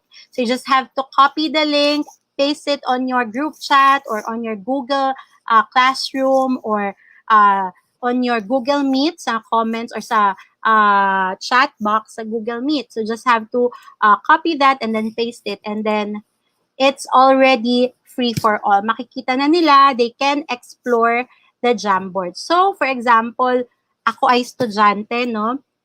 And I will have the Google Meet, naka-ano na yan, no? Tapos, let's use my Okay, teachers, I will just stop sharing muna, no? I will be using, for example, another email address of mine to use that Jamboard para makita natin na lalabas talaga yung real time na mga tao na kasama mo sa Jamboard. So, wait lang, teachers. Okay. Papasok lang ako sa link using my other account or other email. Okay. So, syempre, teachers, dahil it's a Google tool, kailangan din may email sila or may Google interface sila para madali lang na makita nila yung inyong Jamboard. Ayan. It's taking a while, teachers, but here it is. Yan. Okay. Ay, nako, yung ko pa rin yung lumabas. Let's use my other account. Okay. Ayan. So, exit ko lang to para I can share it back to you, teachers. Ayan. Yun. Okay. So, makikita natin yung interface ni teacher and the learner. Okay, ito na po. Now, ayan. So, makikita nyo dito, merong anonymous ferret. So, that's my other account. Yan. So, hindi naka-set kasi siya as view only. So, I have to request edit. So, for your students to collaborate, you just have to edit. To set the options na kung saan sila makakapag-edit din. So, ayan. So, nandito pala yun. Nakalimutan ko lang gawin kanina. So, anyone with the link and then pag viewer, hindi sila makakapag-access ng edit or hindi sila makaka-insert ng kahit ano, but they can view. Makikita nila. But when we change it to editor, ayan, we've changed it na. Now, let's try. Let's just refresh this. So, this one is my student interface. Okay, student interface ko na to, teachers, no? So, makikita nyo, meron na rin, ayan, si student. Ito po yung account na ginamit ko to make one. So, nandyan na si Anonymous Badger. Okay, so this one is teacher, student interface na. So, kunyari, gusto kong mag-drawing ng bilog, sabi ni teacher, circle the yellow. Binilugan ko to. Will the teacher be able to see that? Ayun, no? Gumagalaw, teachers, no? May konting delay lang. So, makikita natin kung ano yung ginagawa nila and kung sino yung ginagawa nila. Only if we allow them to view this anonymously, yung naka-public, makikita lang natin puro mga animals dito yung lalabas. But if we invite them by email, kasi I've tried this, exploring this with my friends, we use our email addresses, so makikita dun kung sino yung gumagalaw ng screen. So, for example, I will draw a heart on my student interface, and you will see it on your teacher interface. So, makikita natin yung mga ginagawa nila on our Jam. As the teacher, we can also delete that. Ayoko yung heart mo, Yujan. Gusto ko yung mag-drawing ng heart. Ganyan. So, pwedeng ma-delete dito. Tapos, makikita ni student, ay, delete ni teacher. Oh, di ba? Pero, syempre, we don't delete to offend them. We delete because we want to correct them, or we tell them first that we are going to delete and ask for other input from other classmates before we do so, para they will not feel embarrassed din naman. Okay. Now, what else do we have to know? Now, let's go. Ayun, so ganun po natin siya, no, mai-share sa ating mga estudyante. Also, teachers, we can access it in 2 different ways. Using our laptops, desktops, sa browser po. And also, there's a mobile version. The Jamboard app, yes po, may app. You can download it now. I have an app on my tablet kasi yun po yung ginagamit ko pag nagtuturo ng handwriting sa kindergarten, ng solving math. Okay, so the Jamboard app for Android and iOS makes it easy for students and educators to join. Pwede sa phone nila. Alam naman na po natin yan ngayon, no? Kasi not all our learners has the ability to have their own desktop or laptop at home. Some are sharing devices, more specifically sharing their smartphones sa kanilang magkakapatid. So it's not a problem po. They can use their smartphones to access Jamboard by using the app. Okay, next. Next, let's have the Jamboard samples. Ito na, teachers, no, I have a few samples, but I mind you, the possibilities on making your own jam is limitless. Sobrang limitless po siya. You just have to be a creative thinker, no, teacher? So let's go to our samples over here. So I have here a few to give you some ideas on how to use it. So as I keep on mentioning a while ago, my favorite is to help them write, lalo na sa kindergarten, no? Kasi minsan ipapasulat natin, we just edit the font o copy natin to sa ganito isulat yung A, but we don't tell them the process of writing the letters for the primary grade teachers out there watching, no? So this one is my personal favorite. So just use the pen. If I wanted to write, okay children, sabayan si Teacher Yu dyan na sumulat ng letrang A. Maliit na letrang A, gagawa ng bilog at ng linya. Okay? So, this one is an effective way to teach them how to write actually kahit hindi sila sa jam gagawa.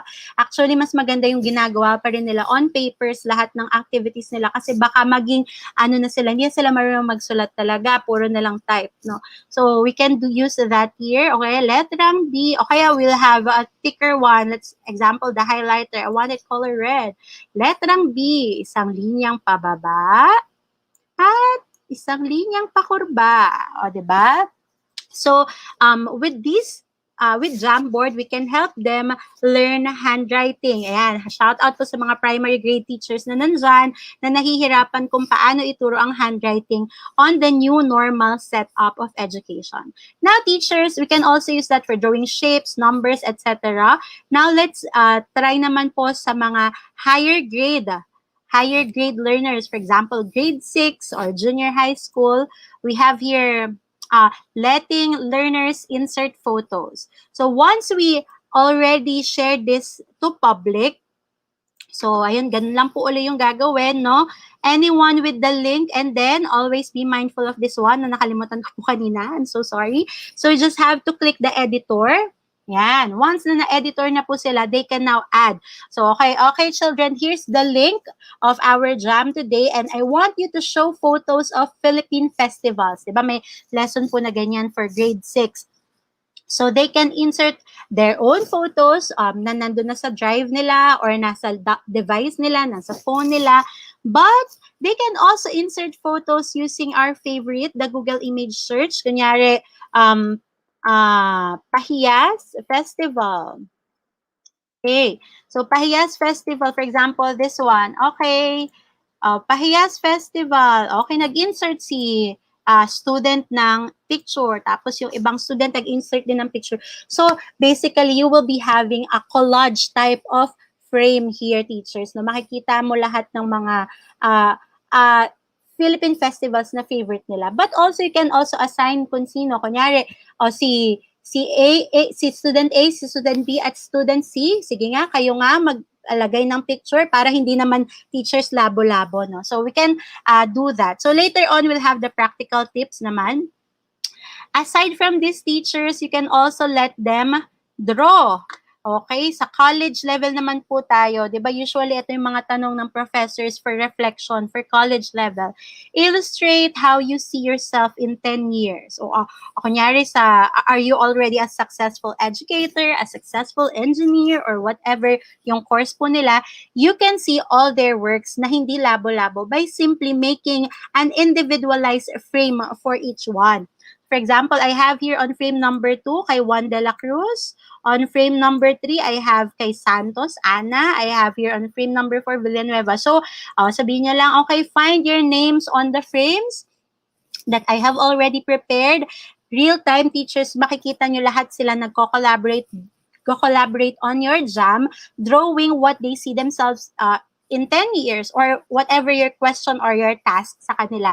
So not just illustrating, no, we can also give them their outputs, ilalagay na nila agad dito, lahat ng outputs nila, naka-individualize na yan, teacher. So pwede nyo rin yan gawin, no, para mas organize at hindi yung kagaya nung kanina na classwork, labo-labo, nandun lahat ng mga ginawa nila. You can individualize it like this. So they just have to search their own page or their own frame. Okay, next. Ayan, ako, konti na lang yung time natin, but I will squeeze in a lot as much as I can. Now, let's have yung kaninang dots for drafting naman, teachers, no? Now, here is, ito po yung mga dots kanina na nakita natin. So, minsan, di ba, we need to have guide, pwedeng dots or the grid, mamaya yung grid naman. So, for them to draw, for example, they want to draw a perfect square, so using the grid, or they want to draw anything, so just use the pen, and then the dots here will be their guide. Ayan, for example, ayan, ilan bang dots dapat yung pagitan, ayan, kung ano man yung gusto nilang gawin. So, doon po pwede. So, paano ba ulit lalabas yung dots? Nasa backgrounds lang po yan. So, it's a default background. Also, teachers, yung kanina din sa ating expectation for the graphs. Ayan. So, when we use the graph, we can insert or draw a line. Yan, meron po tayong mga lines. We can add the numbers on the side. Pwedeng individualize 1, 2, 3, 4, 5, 7, 8, 9, 10, or by intervals 5, 10, 15, 20, 25. And then they can plot. For example, ipa-plot nila sa X and Y axis na po. So, ipa-plot nila, for example, sa 1. Ito yung katapat ng 1, 1, 1. So, dito siya. Pa-plot nila using the pen. O, ayan po, nakikita niyo po ba yung dot? So, 1, katapat niya, 1, katapat niya. Or, if you want a thicker pen, we can use a highlighter. And, let's, again, plot. For example, we want, oops, hindi siya pantay doon. Please don't mind, teachers, na hindi pantay yung number 5 dito sa interval na 5. So, for example, ito yung 5 na gusto ko. For example, 2 na lang. 2 and then 2 here. So, andito naman siya. Yan. Yan. So, kung mas makapal yung gusto nyo. Or if you want to use the brush, pwede rin po to plot on your graphs. Ayan. So, syempre, mas maayos po yung magagawa nyo when you have the luxury of time to prepare this. So, for example, I want 3 naman. 3 and 3. And pag brush kasi, no, see-through siya. Yun, yung kanina nating nagawa. So, pen pa rin yung the best, but kapalan na lang nila. So, kung yung ikakapalan ko po yung sa 1, 1. Yan. So, ganun po, teachers, you can use that. Tapos, pag kunyari, may plot din dito, may plot din dyan, may plot din dyan, you can now do the line na sa mga, di ba, ganun po yung ginagawa. Isusundan-sundan yung mga dots. So, teachers, no, mas accurate pag kayong gumawa. No? I'm contesting with the time constraint. Okay, now let's move on to another sample. Ayan, may sample pang iba dito. Balik tayo for the younger grades, teachers. So, sabihin nila, masyadong techy. So, how can we use that for the younger grades? I have here a few samples. Wastong paghuhugas ng kamay. I used the sticky notes. Ayan. To show a question mark, to ask them kung alin ba sa mga ito ang unang paraan para makapaghugas ng kamay. So, for example, they will answer, basain ng tubig. So, you can edit the text on your sticky note to number 1. And then, anong susunod? Maglagay ng sabon. You can edit again to number 2. So, we can use Jamboard to show process, no, in our lessons. Also, ang dami talaga, teachers, no? Ibibigyan ko lang kayo ng quick glimpse sa mga sample. So, nakita nyo naman na kanina yung iba't ibang mga tools. We just have to mix and match the tools and be creative with the tools. I also have here sorting of vegetables and fruits. So, for example, you have this, tapos naka-share sa kanila. They have the capability to edit, and then you tell them, okay, Juan de la Cruz, saan natin ilalagay yung apple, fruits, or vegetable? Ikaw nga ang gumawa. So, si Juan de la Cruz, pupunta dito, kuklik niya si apple, dadalhin niya sa tamang hanay o sa tamang grupo. So, yan. So, for example, ang galing-galing ng class mo, andyan na lahat. So, nakasort na, teachers, no? It's an actual application nila sa Jamboard. Makikita niyo talaga yung kanilang own understanding. Next, ano pa ba yung important? So, pwede rin siya, teachers, matching type. Dahil nga may capability sila to use the pen tool to draw lines. So match the shapes in column A to the items in column B. So teachers, my examples are really basic, no? Pero I know you can personalize this on your own topic. So I can match the circle with the ball using the pen, o kaya kunyari, use the red pen to match the square to the picture frame and stuff like that. Okay, that's another example. That's another application, teacher. So hindi lang siya for inserting and inserting or drawing and drawing. We can also use this for our actual activities. Lalo na sa mga may COT, upcoming COT dyan. Use the Jamboard na. Okay, what else can I show you? So we can also draw, no? Together with them. So for example, you have an activity for them to draw. You can also join them in drawing for example, this one, drawing my family. I draw also, they drew their family on their whiteboard mismo, and then me to show them na drawing ako sa Jamboard. Ayan. So we can ask their creativity naman with everything. Also, for the groupings, for brainstorming and collaboration of your assigned groups. So this one naman, teachers, no, kagaya lang po ito ng individualized kanina na mga frames or pages, but then this one naman po by group. For example, I have here grouping. So for group 1, your task is to create a Venn diagram for Filipino literature and English literature. So they can draw a Venn diagram using the circles that we have here, or they can insert image.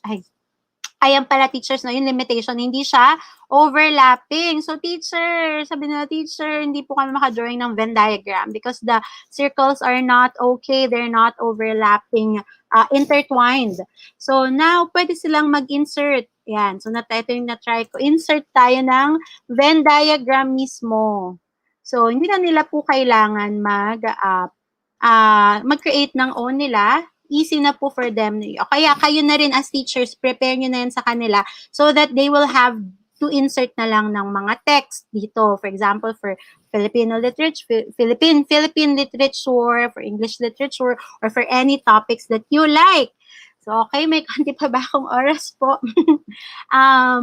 Sige, let's also have, this one also is a cute one to show for example, Magellan's expedition. So, from the Philippines, si Magellan pumunta sa dito. Teacher's disclaimer, I don't know the route or the expedition of Magellan. This is just, for example, purposes. So, from the Philippines, si Magellan pumunta na dyan. Or punta Africa, dumaan sa ganito, ganyan. So, di ba, very interactive and engaging for them na nakikita nila mismo si Magellan gumagalaw. Or kung ayaw niyo po si Magellan mismo, you can insert a boat. Yan, para to represent the expedition of Magellan or a Battle of Mactan or whatever, battle. So, pwedeng dalawang picture yan. So, from this point to this point. Okay. So, very, very fun. And, meron pa ba akong interactive dito na yung teachers basically can do a lot of things. So, ito, solving math activities. Diba? Pag PowerPoint, we cannot show them how we wrote one by one.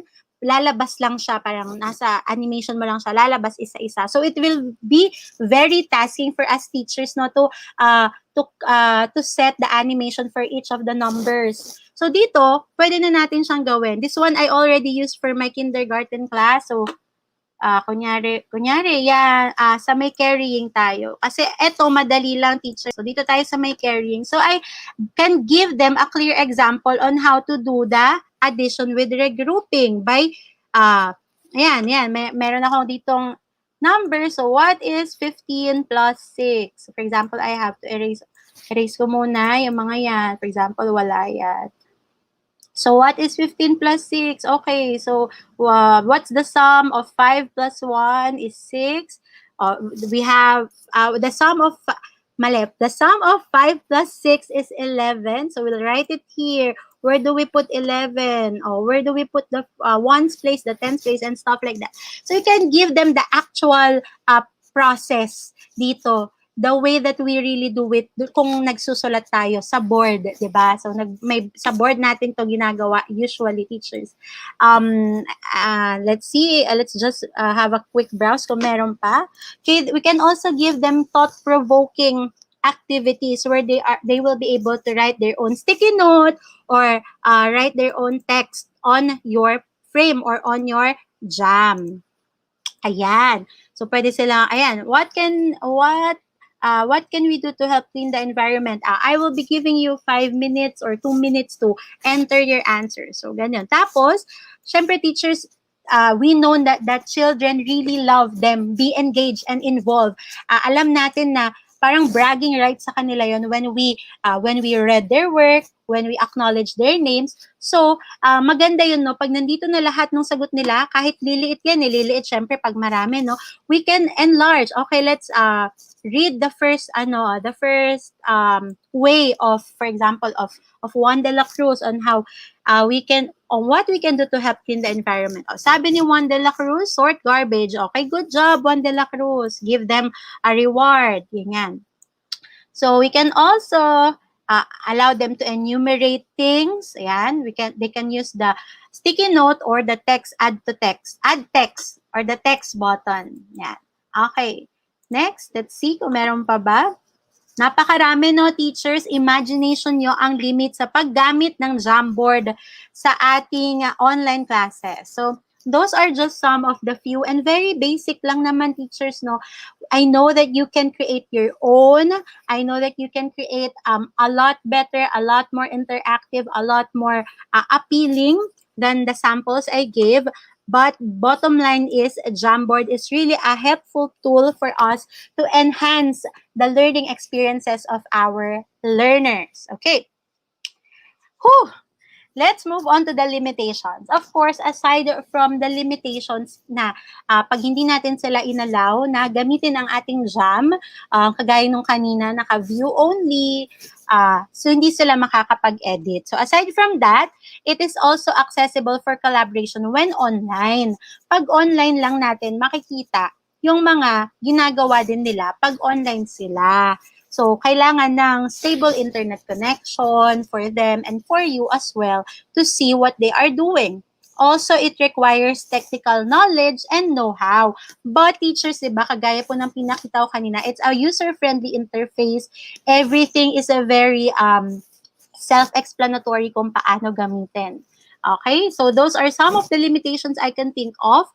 So ito po yung answer dun sa kaninang expectation to see the advantages and disadvantages. And also the limitation po will also be the limitations on the font color, font styles, ayan, font face. Next, let's move on to the practical tips. Ito na po yung mga kailangan nating maalala when we are doing the Jamboard in our classes. So first is classroom management. Classroom management. It's really the key for it to be successful, teachers. Kasi kung binigay nyo lang yung link, tas naka-allow lahat sa kanila, magiging labo-labo yan. They can do whatever they want. Pero when you give them guidelines and on what they have to do, on what are expected from them, and kung sino lang muna yung pwedeng pumasok, tapos later iba naman, yung classroom management natin, no, hindi lang sa behavior nila sa classroom makikita, kundi yung behavior din nila when it comes sa online learning. So aside from classroom management na gagawin natin sa kanila, we have to take note that it's Jamboard is for collaborating and connecting to them. Huwag yung puro tayo lang yung nagpe-present, tayo lang yung gumagawa. Of course, for primary levels, no, that's a different situation kasi hindi naman lahat kayang-kaya nilang gawin. So, the collaboration comes when we tell their parents na ito po yung Jamboard namin, Mommy, Daddy, Guardian, ito po yung Jamboard namin for this day. Please assist them and assist your child to connect with sa internet, to connect with their classmates, to collaborate on this specific topic. Aside from letting them collaborate and connect, we also have to to know our tools and the tricks. So tayo dapat as teachers na meron na tayong mga go-to tricks na pwedeng gawin. Like yung paglagay po ng very wonderful na background to catch their attention. So yan, pwede na natin yan by different tools. And also teachers, no, I have a fun activity, a fun technique din po na ginagawa, lalo na for my kindergarten learner. Because, don't you know, teachers, that we can also add a GIF on our page. So, for example, girl, GI, just add the letters GIF sa dulo po ng inyong search. Lalabas na po ang mga yan. For example, this one. Okay?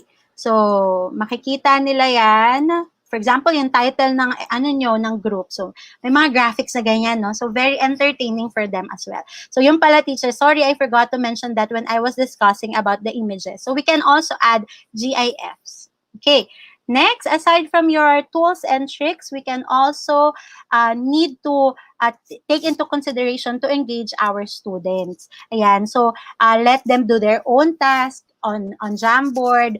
Engage natin sila by giving them the free will to draw, to add text or anything.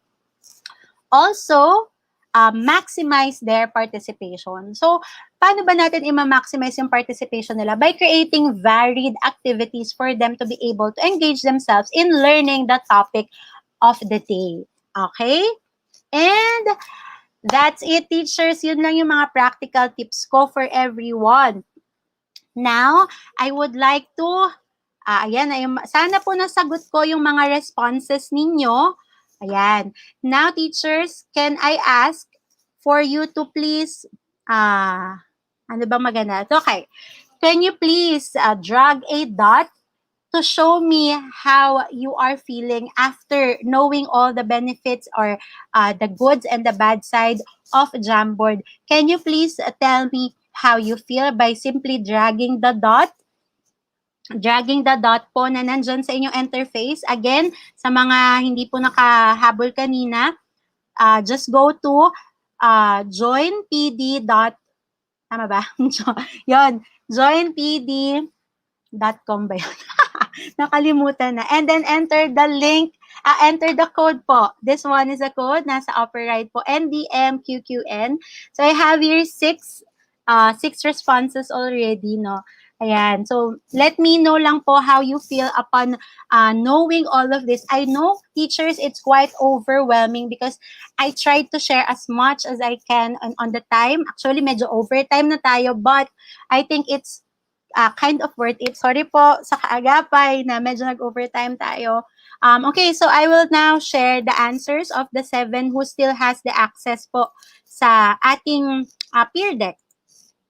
Yan, yay! I'm so happy to know, yan, that you are, that you understood our topic this morning, this afternoon, no? Wow, nakakatuwa naman po that, actually a lot, hindi majority, all the responses are, nandun sa I understand. They're feeling happy because they understood how Jamboard is really helpful to us in our teaching, in the online and in the new normal setting. So with that, teachers, I'm so happy for this opportunity. May I also have this opportunity to thank as well the Kaagapay, especially Sir Franco, for giving me the opportunity to share some of the things I know, some of the things I love doing sa Jamboard po. So, yun po, I hope everybody had a great afternoon and we'll see you later for the panel discussion. Again po, I am Teacher Yujan.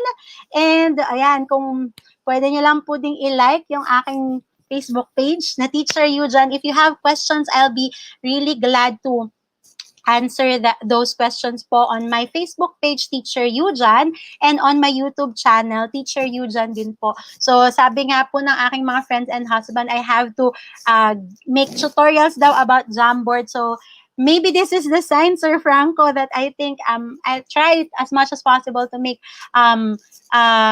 videos on tutorial for different activities for Google Jamboard. Kasi as of the moment po, I have some tutorials on my Facebook page, but majority po is about my storytelling, advocacy, and for kindergarten learners po. So again po, thank you so much po for everyone who participated in this live event and to Kaagapay as well po. Thank you everyone. God bless po. Have a great afternoon.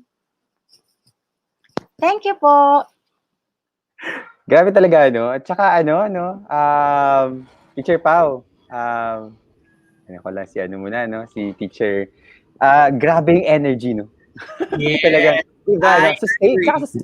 tsaka sustained, no? From Hindi siya start to yeah, from point zero the to big the last point.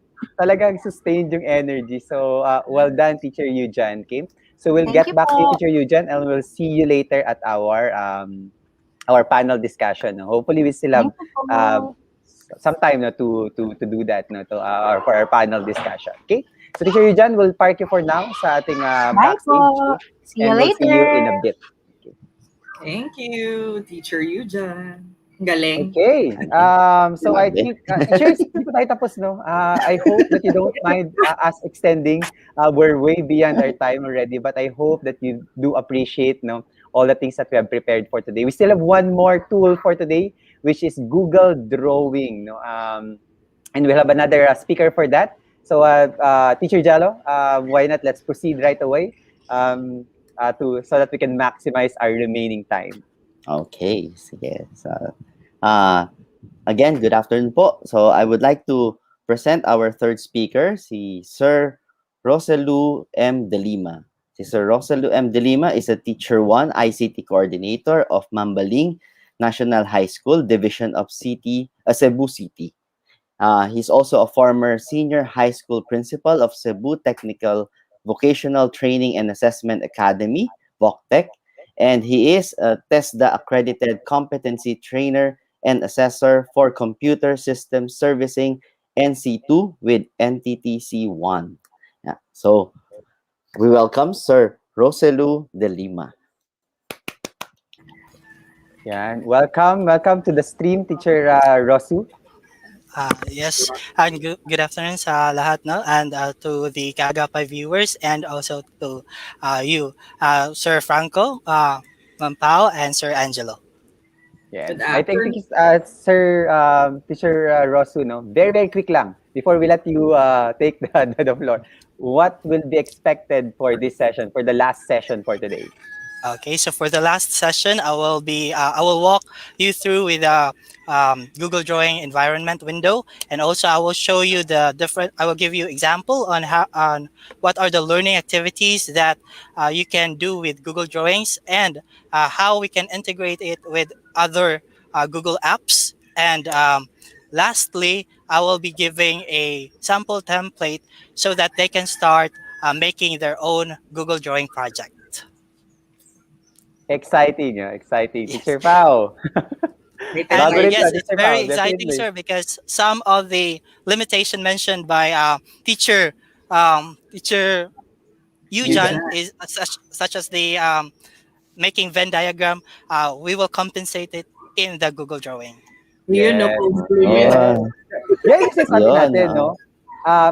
Google for Education tools are not perfect on their own, but when they put it together, no, they Yun. actually complement each other. Okay, so Teacher Rosu, take it away for our last session for today. Teachers, enjoy again. We hope that you don't mind us extending our session for today. So teachers, good luck and enjoy. Okay, so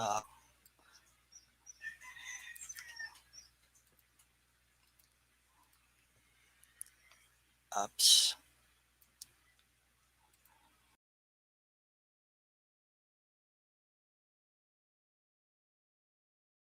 Sorry. I think nagkaroon lang ng tech problem. Okay, we'll see.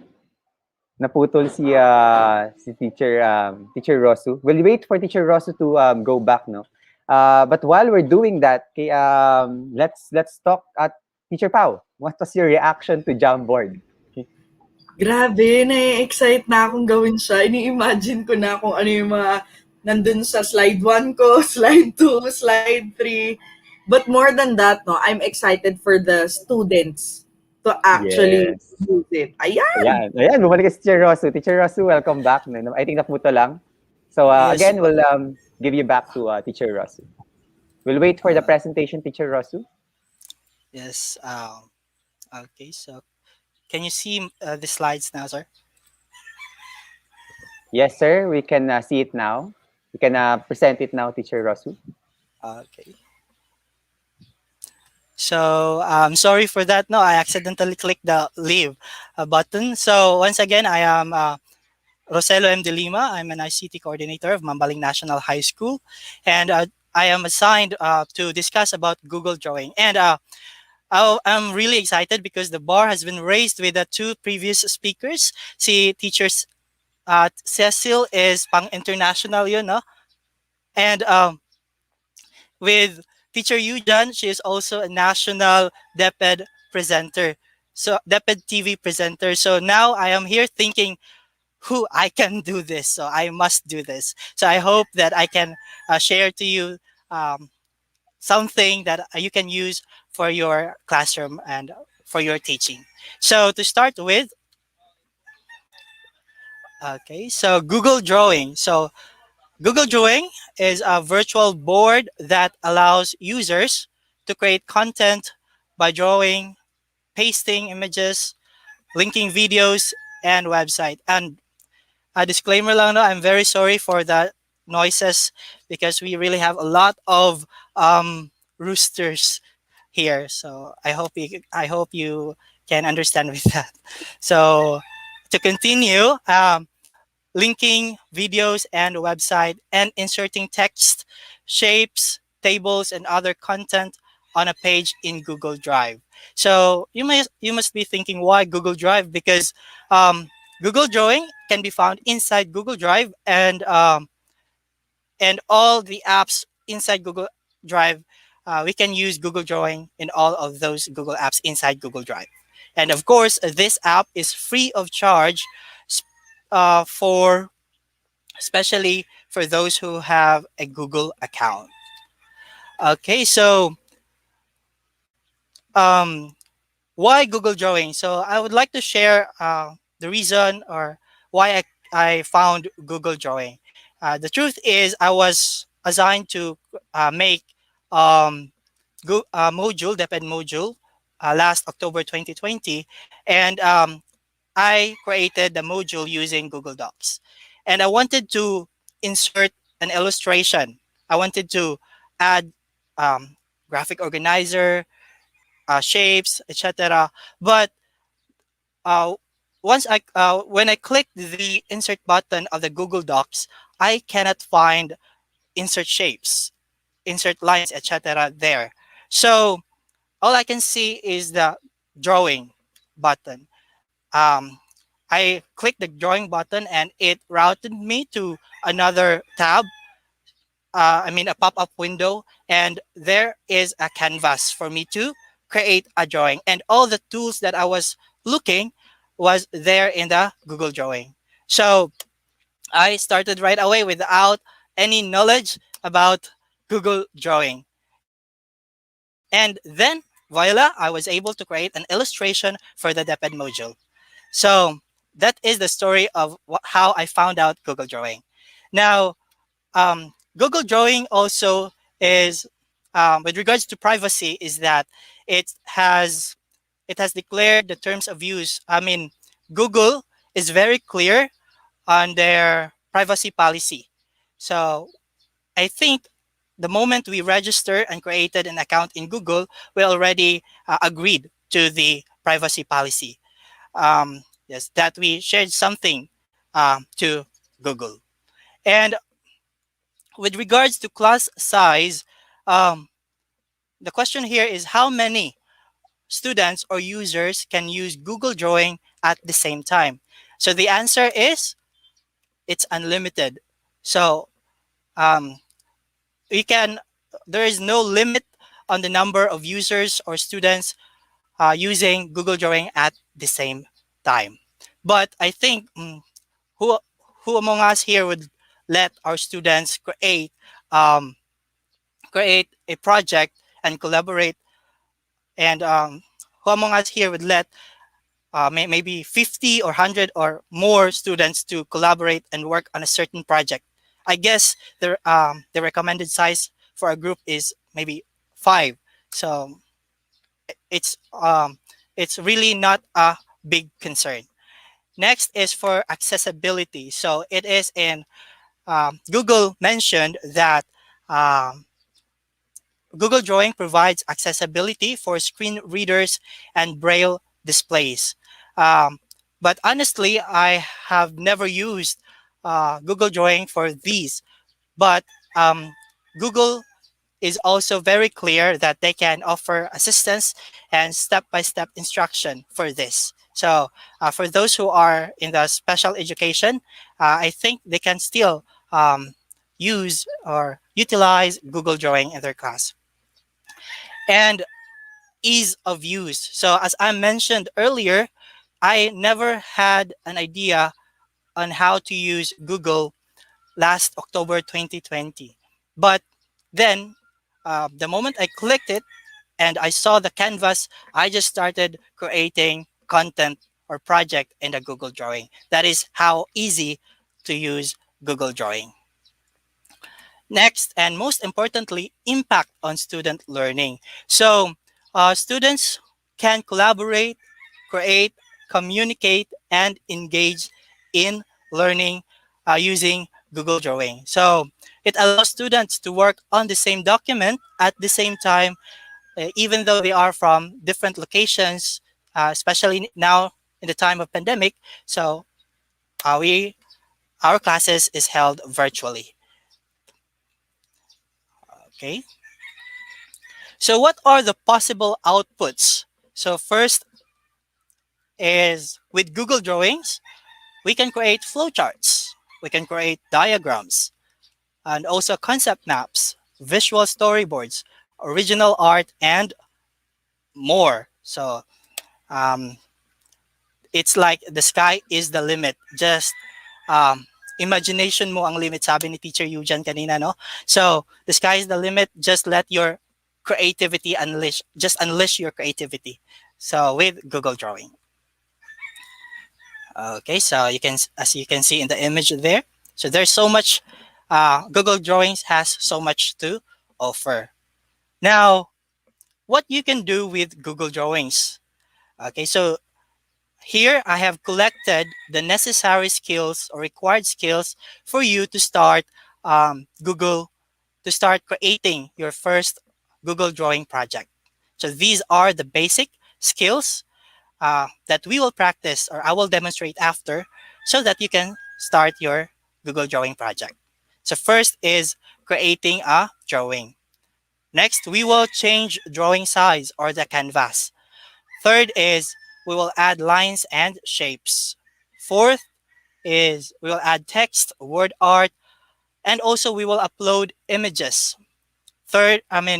Sixth, we will format shapes and order items, align, rotate items. We can also insert links and convert the Google Drawing to downloadable files.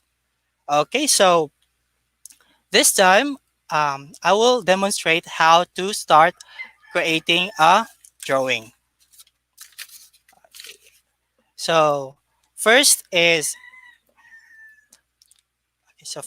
go to your internet browser and type there are different ways to access Google Drawing. But I think most of these ways we must enter Google Drive. So we can type drive.google.com in the internet browser, or go to our favorite chocolate chips or fishbowl or Google App Launcher and go to our Drive. Okay, so the moment you are in your Google Drive, find the colorful plus icon and click New. So you can see Google Drawing here because it's here in the More. And hover your mouse over the arrow and click Google Drawings. So, okay. So this is our Google Drawing environment or canvas. So we will rename the file. So we'll change the file name. So this is how to rename the file. Just click this in the upper right corner, and let's call this project 1. So okay, now we now have a Google Drawing canvas. So our next task is to change the drawing, excuse me, the drawing size. So to change the drawing size, just click the file and scroll down and find the page setup. So you can, by default, it is standard 4:3, but just click this part and you can change it to widescreen and click apply. So this is the widescreen canvas for Google Drawings. But my favorite is the custom. Okay, so because custom lets you create or adjust or create your own dimension. So you can change this to inches, centimeters, points, or pixels. But most of the time when I'm working with a drawing, I'd like to visualize it, how it looks like after I print it. So most of the time I choose inches. It's my personal choice lang. And then, for example, in this case, I will demonstrate how to create a portfolio cover. Okay, so we will be making a portfolio cover page. So let's say the portfolio is a legal size, short bond paper. So we will set the dimension. So this is width times length. This is not length times width, but width times length. So let's type 8.5, 8.5 by 11 inches and click apply. Now, as you can see, we now have like a portrait canvas. So this is equivalent to a to a short size bond paper. Okay, so now we are done with changing the drawing size or changing the canvas. This time, let's add some lines and shapes. So let's click insert in the file menu and scroll down and find the line. Just click the line, and that's what happens when you just click and drop. But to adjust the line to your desired position, so you can click you can click and drag the mouse. Okay, then go back to the selector tool and you can adjust the size. Okay, so let's say this is for this upper portion of our canvas will be used for the header of our portfolio cover page. So next is let's add some shapes. So just click insert and find shape. So also, before I forget, teachers, you can also use these shortcut toolbars here.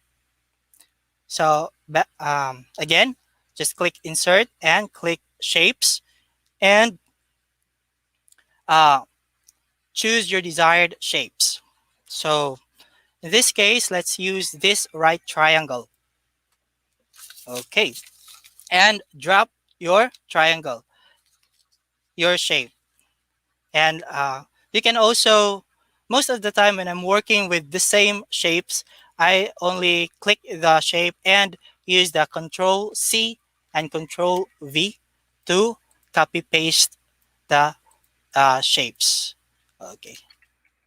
Undo and paste. Okay. So we now have two shapes here in our canvas. So we're done with adding line and shapes. So this time, let's add text and word art. So all you have to do again, just click insert and word art, find word art, click word art and type here, my portfolio. So this is an example and click enter. So I know that most of you are familiar with word art in Microsoft Word. Okay. Then let's also add some text box. So just click find text box in the insert file menu. Then let's say submitted by and the name of the student. I will just use my own name. My name. Okay, so we're done adding text and word art. So this time, let's upload images. So how to upload images in Google Drawing? So similar with other Google apps, we have here the insert menu and click image, and we can for demonstration purposes, let's click search the web. So let's find an image from the web. So I think let's search background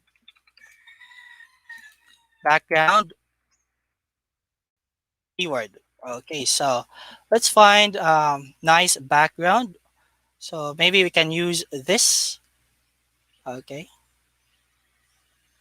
and click the image that you want to use and click insert. Okay, so automatically it will appear in our canvas. So just click and drag to your desired position. Click the image and drag to your desired position. Okay. So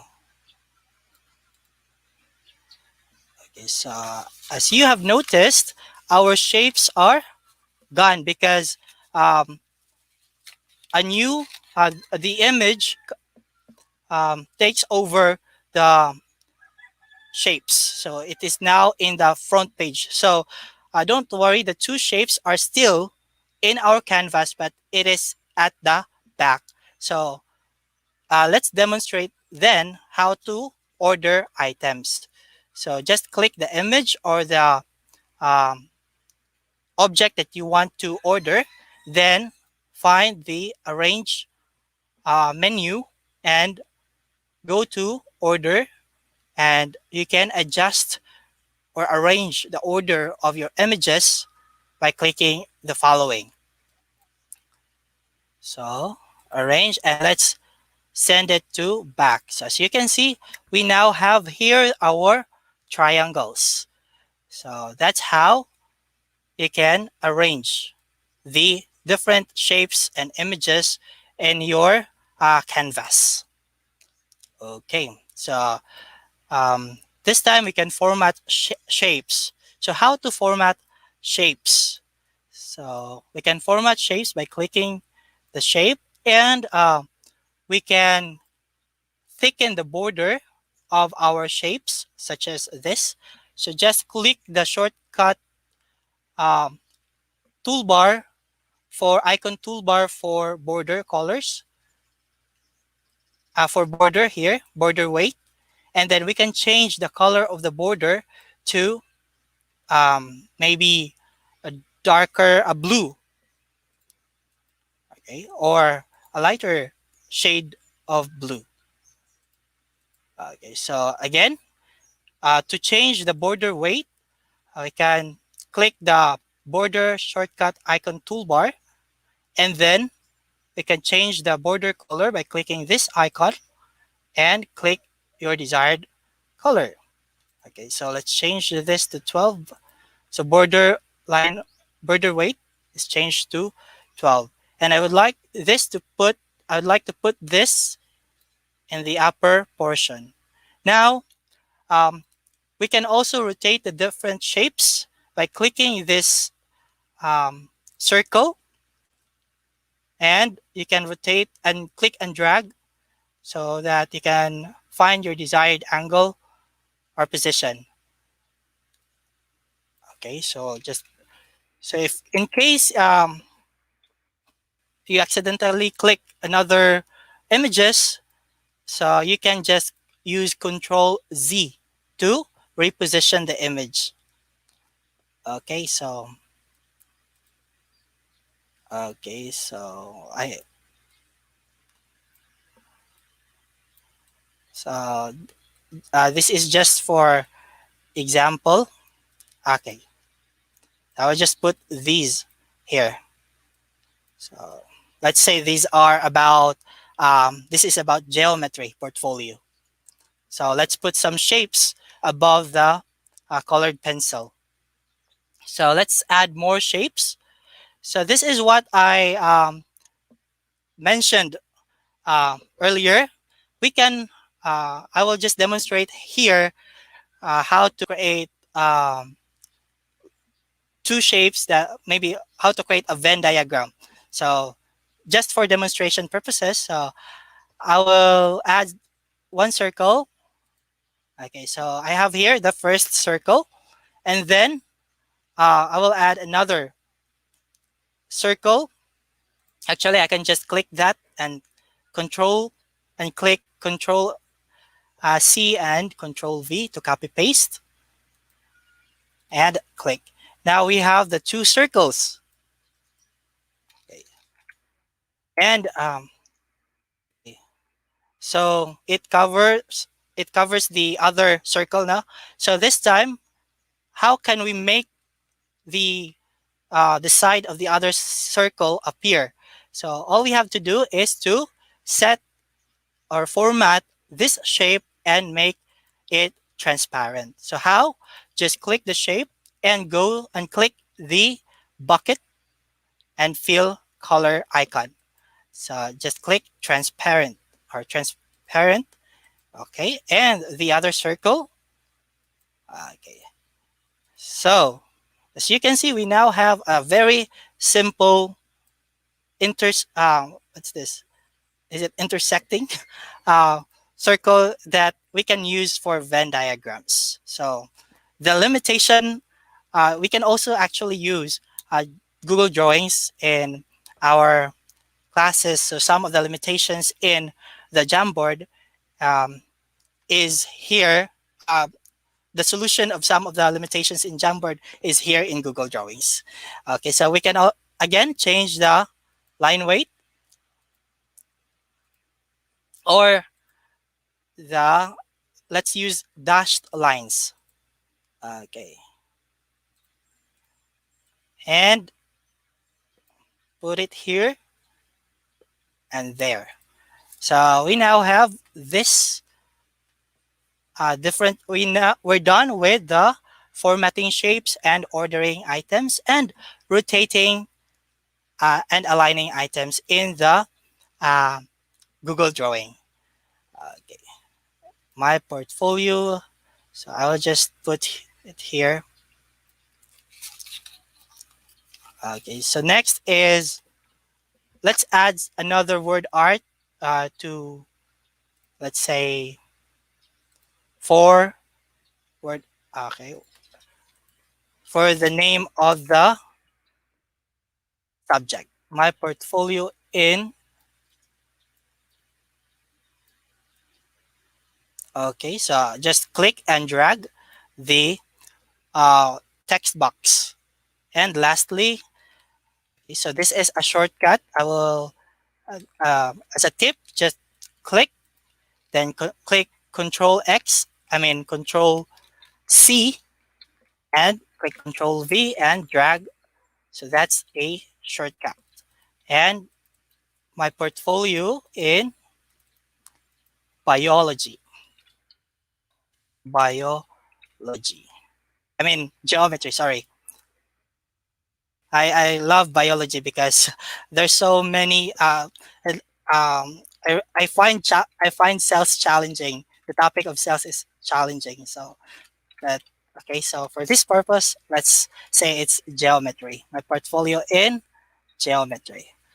Okay, so we can add another background to make the upper part to cover the upper part of the canvas.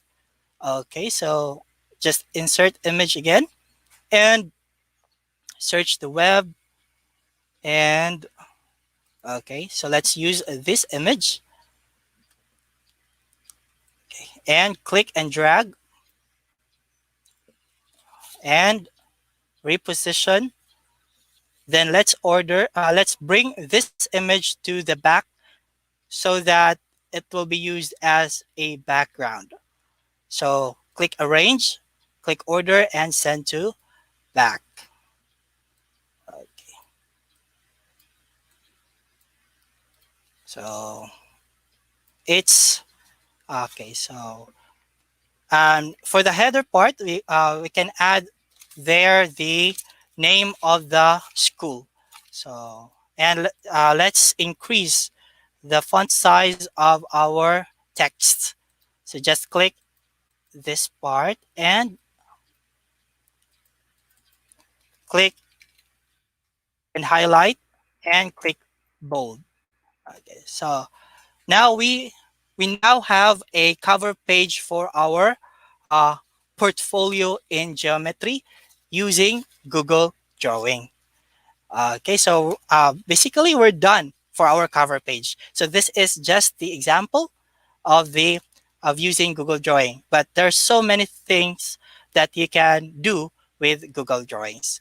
Now let's say, so if in case we will use this for a virtual or online um, for online submission, so we can also, for demonstration purposes, we can click this um, text and to insert links. Okay, but before that, let's try to search in the internet the actually the geometry site that we can add in the um, okay in our Google Drawing, in our canvas. Okay, so for this uh, let's try to copy the URL of this site and use this to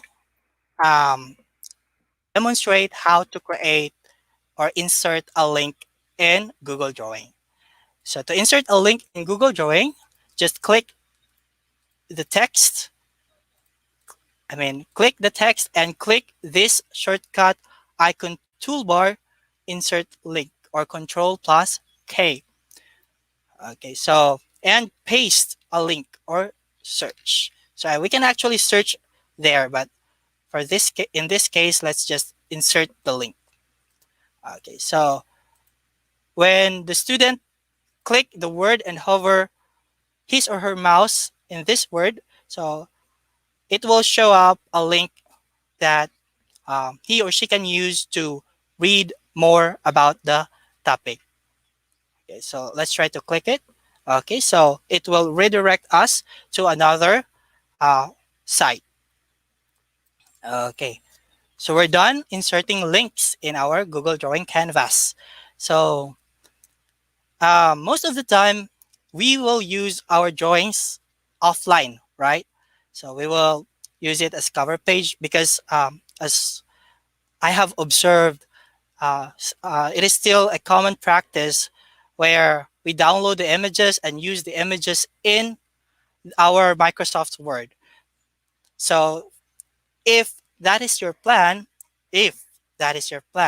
so you need to download the drawing.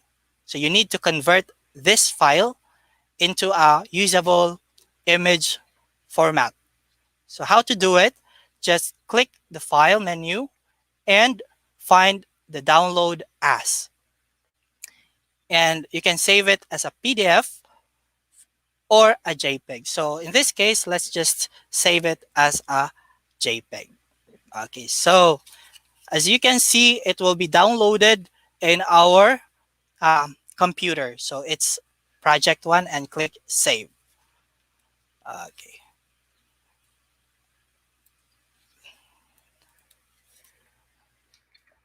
Okay, so that's how to convert the Google Drawing into another file format.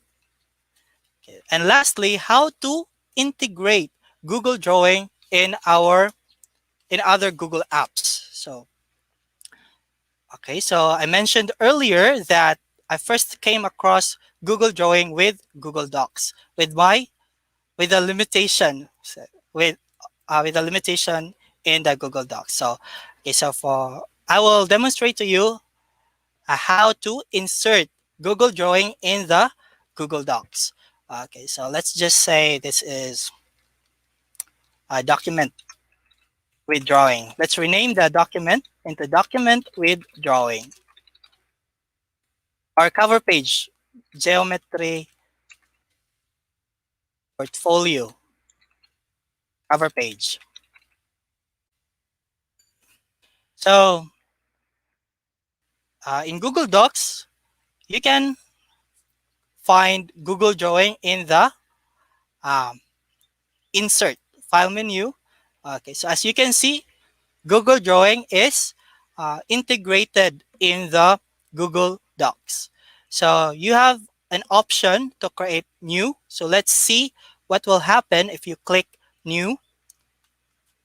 Okay, so this is what I told you now, that this is the canvas I've seen when I first came across with Google Drawing. Okay, so you can create here. Okay, let's say I just wanted to create a Venn diagram. Okay. And another. Okay, so to have the same size, to have a circle with the same size, we can just click and copy paste the circle. Okay, and reposition the circle and click the bucket option and make it transparent. Okay, and let's make the border weight let's change it to 12 pixel. Okay, so 12 pixel. Okay, so let's say this is the only illustration we want to add in our Google document. So just click. I think let's just change the color into a colorful one, no? Para attractives, yeah. So that it is attractive. Sorry. So okay. What color? Yeah, let's say this color and this color. Okay, and let's if you want to add some text inside the circle, you can also add text by clicking this text box. Okay, so let's say this is B. Let's just B. Okay, and this is okay. This is let's add here C. Okay, undo, and let's add A.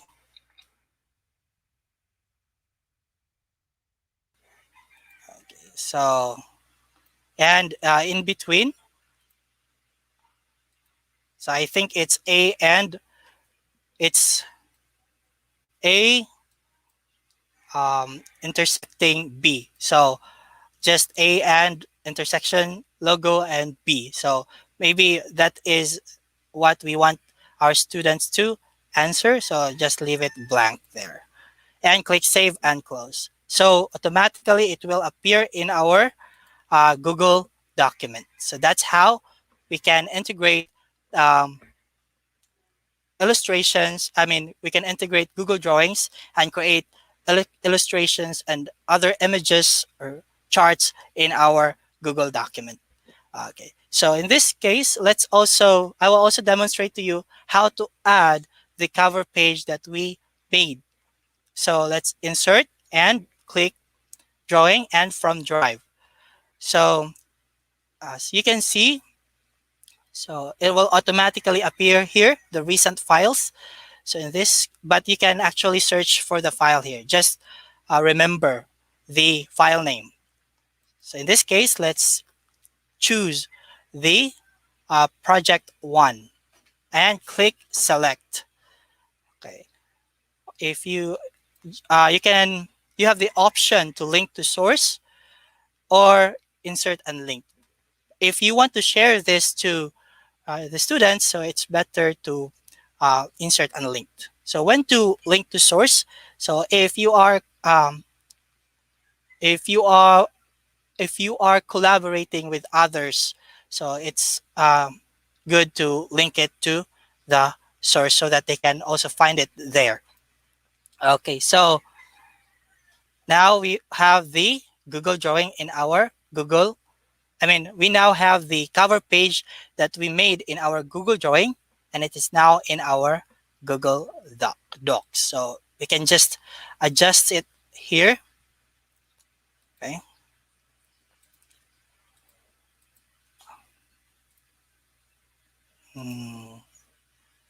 Okay, we can adjust this to fit in the page. So these are the different adjustment that we can do in the Google Docs. Okay. So you can, if you're working with Google Docs, you can just adjust the margins and etc. But it's important that you have seen how to add the Google Drawing, or how to integrate Google Drawing or your outputs in Google Drawing and add it in the Google Docs. Okay, so let's also try to navigate in the Google Sheets. Okay, so the same as Google Docs, you can still use Google Drawing to insert or create illustrations or add images by going to Insert menu and scroll down to Google Drawing in Google Sheets. So it is, I think it is only possible for for Google Docs, sorry, I mentioned the file name, for Google Docs and for the Google Sheets. Because in Google Forms and Google Slides, there is no option to add Google Drawing or drawing. Okay, so let's see. Okay, so click Insert, and there's no drawing here, as you can see, and also in Google Form. So I suggest that just download and convert the Google Docs. That's my solution. So I convert and download the Google Drawing as a JPEG or PNG file and upload it to my Google Drive, or upload it and use it as an image for Google Sheets and Google Forms. Okay. So next, so that is all the demonstration for the creating a Google Drawing project. So I will present my slide again. Okay. So this time, let's proceed. So Google Drawings and the SAMR model. So what is SAMR model? So it is a framework that is used or it helps teachers infuse teaching and learning in the classroom with the use of technology. So it is a framework that helps teachers infuse technology in the classroom. So what is it? Okay. So so for S stands for substitution. And we also have here the I okay, so we also have here the augmentation, and these two is under the enhancement, because in substitution, technology here acts only as a substitute, and in augmentation, yes, technology here um, is used to substitute a certain tool, but with some uh, enhancement. So for Google Drawing, with regards to Google Drawing, so students use Google Drawings to produce a digital poster. So Google Drawing is used as a substitute for manual drawing. So as augmentation, so students collaborate on the digital poster at the same time in the class or in their individual home. So each individual's work is visible to the teacher through the revision history. So I never mentioned revision history because I think it was discussed by teacher Cecil, or I think teacher Yujan, about revision. So as Google, I think Google Apps have the same interface on how to access the revision history. So with that, a teacher can track the different uh, enhancement or revision done by the students. Okay, so next is modification and redefinition. So in modification, this belongs to transformation, because technology here is like there are many changes. It is used for many purposes, and for redefinition, the technology here is not only used for does not only have a lot of changes, but also it is used for creating something. So with regards to Google Drawing, so what are these? So with regards to Google Drawing, let's modifications. Students can collaboratively create interactive visual displays with pictures, movable objects, and clickable links that bring you straight to a video or web resource on which students can provide real-time comments and feedback. So how is it done? No? So I have a template that I'm going to show you after this. So just like Jamboard, we can create some drag and drop activities in Google Drawing. Okay, and lastly, for redefinition, so students and teachers can provide critiques to other groups from anywhere in the world. So there's so much you can do with Google Drawing. And most of the time, this SAMR model is presented as a ladder. But in my case, I would like to visualize it, or I would like to think of it as a cycle, because we start knowing a new technology or application, familiarizing it, and then using it. Then as we get more familiar with the different tools, we try to make something out from it, and then also we can do a lot out we can do a lot of projects with that certain tool. So where we are now in the redefinition, and after that, since we are very familiar, since the user is very familiar already with a certain app, he or she can also again try another application or another technology that he or she can use, and that's when that's why I use SAMR model here as a cycle. So yes. So next is are the learning activities. Okay. So I have here selected subjects that I will be giving some examples on how we can use Google Drawings in these certain subjects. So first is for math. No, so um, Google Drawings can be used by students to present statistical information in graphical displays and link outside sources to their page. And of course, as what I have demonstrated in the Canvas, uh, we can use it for geometry lessons and manipulate different shapes. And also, we can um, input formulas in the Google Drawings. Okay, so for next is science. So we can group students and research and compile information on a particular topic, including images, graphs, videos, and text, and present it to class. So as a portfolio, or they can um, enhance their photos or graphs using Google Drawing.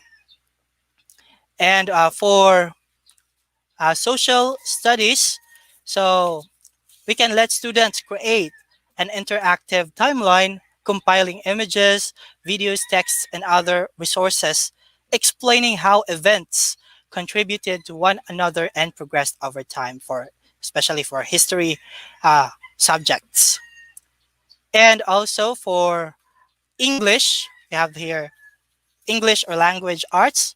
So you can let your whole class deconstruct a character, a scene, or book together by producing a visual storyboard or comic strip with images and linked videos, texts, and other resources. So that's for English or language arts. And is other showing up? Okay. And the red one is others.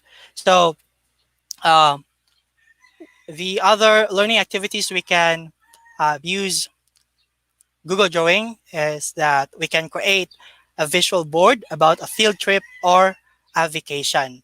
So it's like an album, and also you can have students prepare a drawing to introduce, especially in senior high school for second semester or in the beginning the next school year.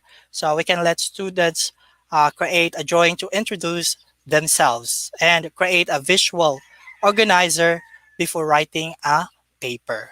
Okay, so those are the different learning activities that you can try and use the Google Drawing. Okay, so these are the templates that you can use. So disclaimer, these the first URL is my Google Drive. So, and the templates there came from another website. So it came from another website. That's why there's I think it's a watermark of their website. And you can actually click that link.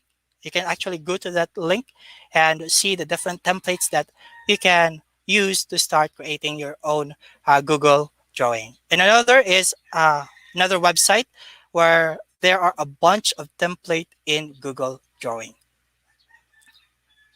Okay, so I will I will let you see I will let you see the different templates I prepared for you. So okay, so for character map, I think this is for English or language arts. So this is the template that you can use. So the creator here added some board or images or illustrations, and students can just when students answer, they can just click this area. I think for the template, these templates are best for synchronous excuse me, synchronous. So these templates are best for synchronous teaching. Yes, because so how are you going to do it? No, so when you are having a Google Meet or Zoom, you can just present your screen and let the students and send this link, send this document to the students, send a link to your student, and the student will present his or her screen, and you can assess uh, her, you can assess your student virtually or online and real time. Another is actually you can also use these images for asynchronous if you are preparing worksheets.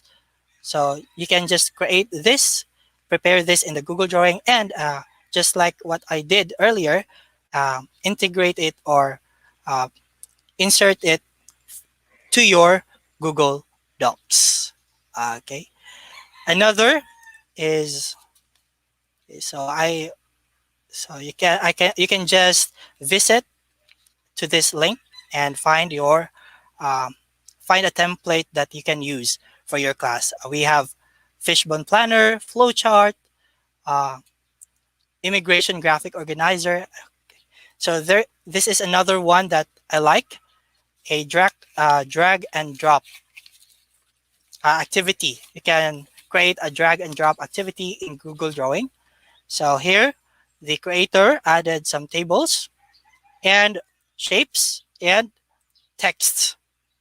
And she also added some pictures to make it visually appealing. So the students can just click and drag the text boxes according to the instruction. Okay. So that's it. I will just let you see another template. Okay. We also have a word web or semantic map, and our favorite Venn diagram and vocabulary cluster, timeline, and what else? I think the KWL chart.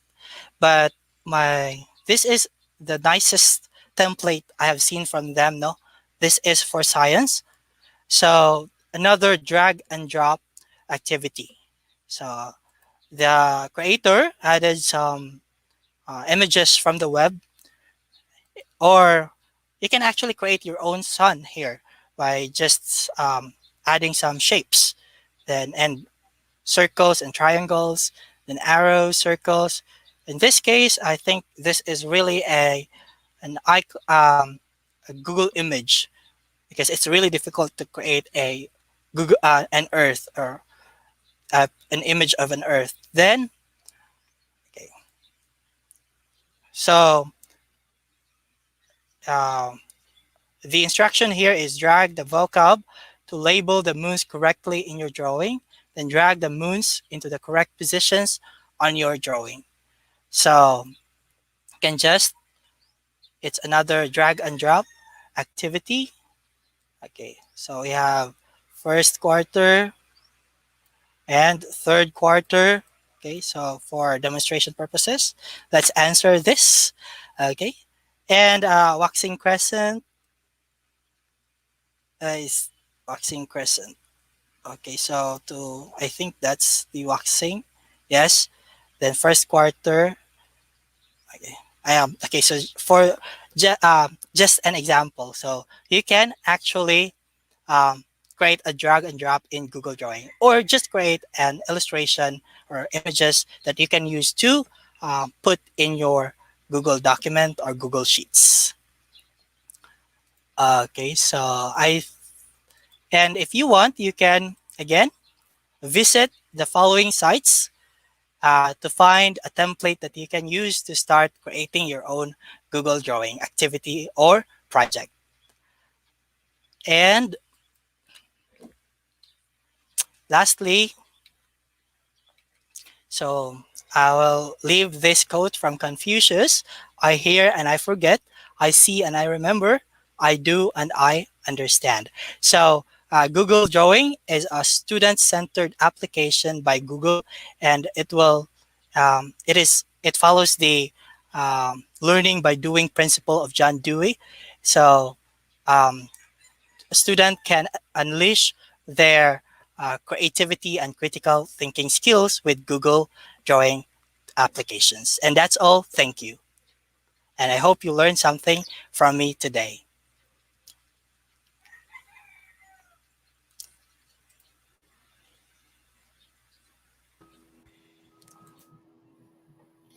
You're on mute, Sir Franco. Sorry. Apologies, no. Teachers, I hope that we're still here. No, again, maraming salamat for our speakers and si Sir Jambi na nasa stream pala natin. Okay.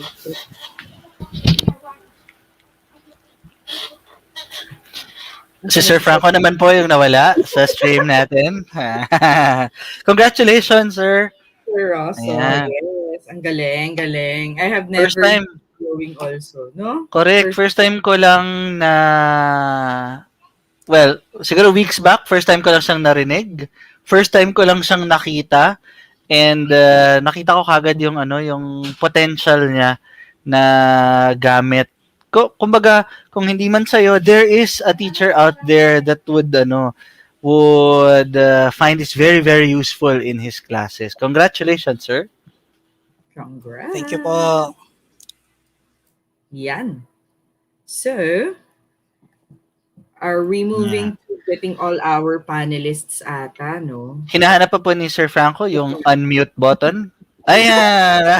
Sir Franco. I think we can now give some time lang for some questions. Okay. Go ahead. Okay. Nawala ulit siya. Alright. Malamang merong inaasikaso si Sir Franco. So mag-check po tayo ng mga questions sa ating comments. Ayan. Standby na tayo pag biglang may nilabas si Sir Franco. But in the meantime... Gusto ko yung sinabi ni ang dami pong explore. Paano na kaya ang mga papers to check? Correct. Kaya naman nakakabilib, di ba? Kaya nakakabilib yung mga kaagapay natin. Kasi alam ko nga, na ang dami-dami pa nilang kailangan gawin. And yet you are here, you're present. Alam din ninyo, deep inside you, na kailangan ninyong i-upskill yung mga sarili ninyo. Hindi naman po kami masasaktan kung habang nanonood kayo ay nag-check kayo. Wala naman pong problema yan. Pwede yun. Pwedeng sa art of multitasking. Correct. Tsaka Sir Jambi, Miss Pau, kahit naman hindi agad-agad nila gamitin they can actually little by little, one by one. Sabi nga ni Sir Rosso kanina, kung you can explore one, for example, you're very interested in drawing, Jamboard, try to explore that. After exploring that, then you can move to the next one kung gusto mo paling So, all of them are already there. Ang maganda nga dun, everything is there, everything is free. We have this particular video webinar series. So, para ang dami na, pwede na natin lahat i-pull together, lahat ng to prepare for that. Yan. Ayun. Welcome back, teachers. Ayun. Ang dami natin sa screen. May tatanong lang ako ngayon na. Si Miss Cecil, anong oras na dyan sa Canada ngayon? Alas 4 po, 4:18. Ng umaga. Ng umaga. Yes. Wow. So, yung madaling araw, yun ako. Grabe. So, talagang friend na friend mo talaga si Franco. Oo, nahiya ako talaga Actually, sabi ko nga, nahiya na ako sa kanya kasi kanina pa niya iniintay. Di ba? Usually, we're supposed to be until 4 p.m. lang talaga tayo dapat. May panel pa tayo. Okay? Ayan. Pero, pasensya na kayo, Teacher Cecil, kasi kinailangan namin ting umabot ng 5 p.m. kasi yun yung in-announce ni Sir Franco na oras na. Ay, hindi ko alam. Hindi, pero mga sir, mga okay lang to. Kumbaga, ito namang na-contribute ko, wala sa mga na-contribute nyo. At syempre, para sa mga kaagapay natin teachers. Para lang ako nakipagkwentuhan sa mga kaibigan natin sa Pilipinas. Yes, indeed. No? Nakaka-reconnect ulit si teacher. Kahit nasa ibang bansa si Teacher Cecil. No? Siguro lang, since wala na tayo talagang enough time for a panel discussion, per se, we'd like to ask siguro a message from our speakers. A message of encouragement, a message of hope, tips, or how you can fully maximize the use of these tools, and technology in general sa education.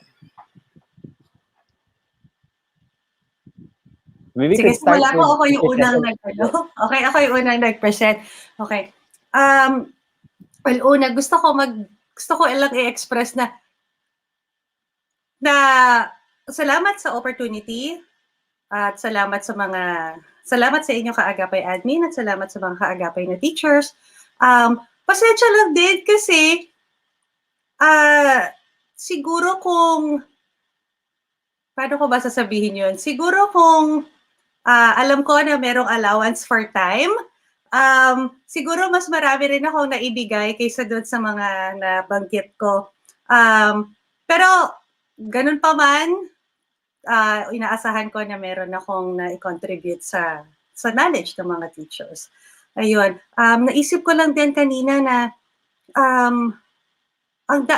isa sa mga hurdles is yung internet connection, I'm not sure if this is encouraging, pero alam niyo po sa kaalaman na ng lahat, dito rin kung nasaan ako, lalo kung nasaan ako nagtuturo, ang dami rin naming ang laki rin ng issue namin sa internet connection.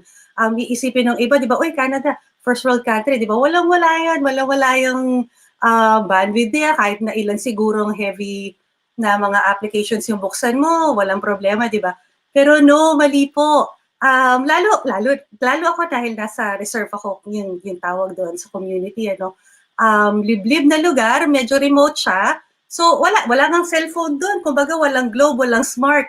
Ang connection namin ay sa satellite lang. Kaya nagpapasalamat kami kay Elon Musk kasi meron ng kakompetensya yung aming satellite internet provider. So ganoon, kaya isa rin yun sa reasons bakit hindi kami makagamit ng Google Classroom. Kasi walang kakayanan ng community.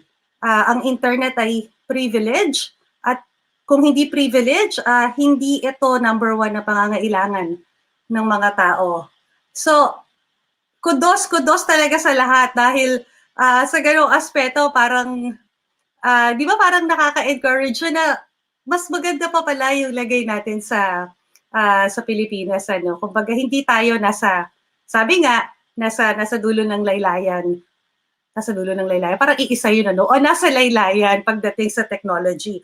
At saka, ang daming magagaling na trainers, ang daming magagaling na resource people na ito nga, nagbibigay ng additional knowledge sa ating lahat para dito, para mag-explore pa. So yun po, so sana yun, nakaka-encourage at saka di ba parang ako sa Pilipinas pa ako kumukuha ng training kasi ang dami talagang magagaling at ang daming available na technology, na tools, and ang swerte po nating lahat. Ayun po, at maraming salamat ulit. Yun po. Thank you, Teacher Cecil. Punta naman tayo kay Teacher Yujan. Ayan. So once again po, good afternoon to everyone. And I would also like to take this opportunity to thank the Kaagapay teacher support team to give for being able to give a lot of experiences and a lot of knowledge to all the people, to all the educators who are also wanting to empower themselves and to adapt in this new normal situation in education. Kagaya nga po ng palagi kong sinasabi, hindi po kailanman magiging hadlang ang pandemya para po maka-reach out tayo sa ating mga kabataan, dahil as teachers, we have the power to make or break their engagement and their enthusiasm in education. Kung tayo po mismo ay papabayaan natin ang ating mga sarili at hindi natin ililet na mag-grow tayo professionally and personally, hindi rin po natin ma-share yung growth sa ating mga estudyante. At lalong-lalo na po, kailangan natin, kagaya po nung sinabi kanina sa bio ko, for the pandemic is not a hindrance in education. Rather, it is a chance for every one of us to step up, to adapt, kasi hindi na po natin, wala pong rewind button ang mundo. So we just have to adapt to what is happening on the present, and most importantly, to innovate further para po mas maging effective at maging efficient educators po tayo para po sa ating mga eskwela, para sa ating mga estudyante. Dahil sabi nga po nila, as cliche as it may seem, ang kabataan ng pag-asa ng bayan. So kung hindi po natin sila tutulungan na ma-realize yung worth nila bilang pag-asa ng bayan, paano na lang po ang future. So teachers, we all have the power and the capability to change the world one pupil at a time. Thank you po! Correct. Ayan. Thank you, contestant number 2. We na pang ano si teacher, no? Pang ano yan? Pang pageant. Ayan, kasi broadcaster si Teacher Eujan. Manonood nga pala ako ng niya mamaya, ng mga YouTube videos niya. And finally, Sir Rosalu. Okay po. So first of all, I'd like to thank the Kaagapay Teacher Support for giving me this opportunity. So this is my first time to do to present nationally. So I think this is internationally because some of the viewers are coming from different parts in the world, and of course, Teacher Cecil from Canada. So yes, and also for the viewers, I'd like to thank you for extending your time and still watching even at 5:25. Okay, so I think I'd like to share my experience in Mambaling National High School. Our school is really using the modular. We are distributing modules at school because I'm teaching in a public school, and most of the students there do not have gadgets. Yes, so it is a challenge for us teachers. Many teachers might ask, what is the importance of learning this technology when most of the students are using modules? So that is, I think for me, it is still very important because there are still some students that are also, some students have the capability and they also have gadgets. So, and also they are very enthusiastic to learn. So I think, and these kind of students actually have they are fast learners, so they can finish a lot of modules most of the time. So we need to give another for them to work on. So, and then another is when I was based on what I shared. So when I was when I created the DepEd modules, so that's when I found out the importance of learning the different functionalities in Google Apps, because there are some functions that we are not familiar yet and we need to explore. It is not now, but at least if we have time and if there is a need, we will explore. That's all. Thank you. Ayan, thank you very much, sir. Truly,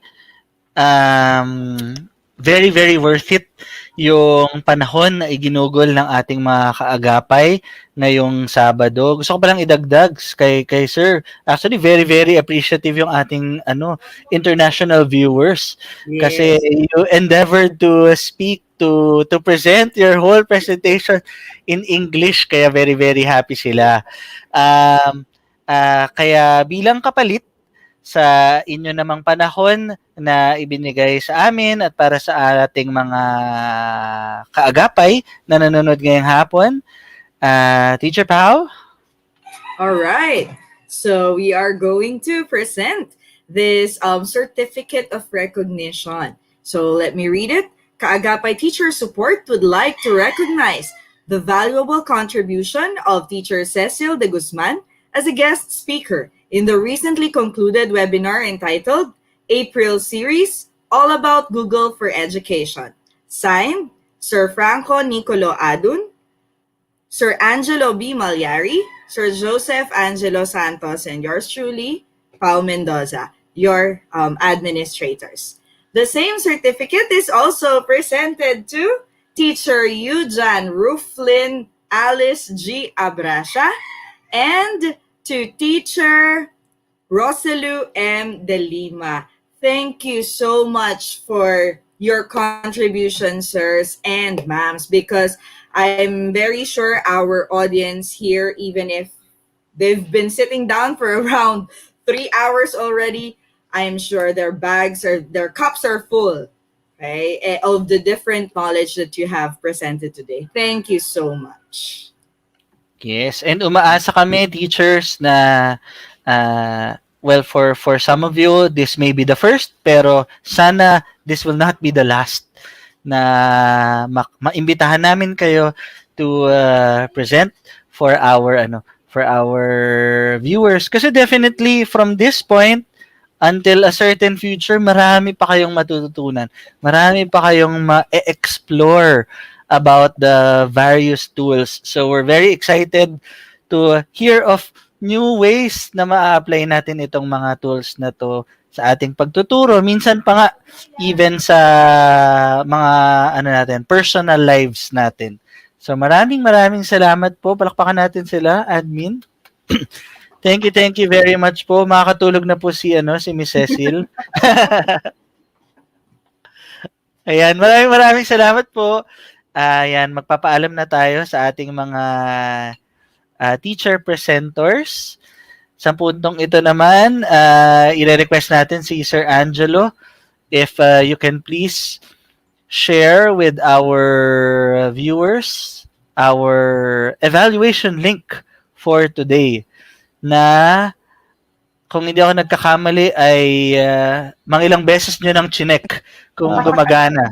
Double, triple check. Yan. For this particular webinar, so part 6, ayan na po, nasa inyong screen na po ang evaluation link. So again, we try to double check, triple check, lahat po ng check na kailangan namin gawin. Editing everything, ginawa na po namin. So hopefully, you'll be able to access it. So you already have the QR code and you also have the link na pwede nyo pong i-type for your evaluation. Ayan. Sir Jello, para saan ulit yung evaluation link bukod sa ma-evaluate yung kanilang napanood na webinar ngayon? Ano pa yung ibang pakinabang ng evaluation form na yan? Siyempre, if this is for them to be able to receive yung kanilang mga e-certificates, so please make sure po that you're able to answer it properly. So tama po ang mga spelling, kung saan po ang mga emails and everything para po hindi mawala. So again po, kung sakali man pong hindi nyo makita doon sa inyong inbox, you can look at the spam. Pero hindi po kami spam, pero yun po, minsan napupunta lang po sa spam yung mga namin, mga certificates po, pero hindi po spam yung ginagawa po namin. Yun po.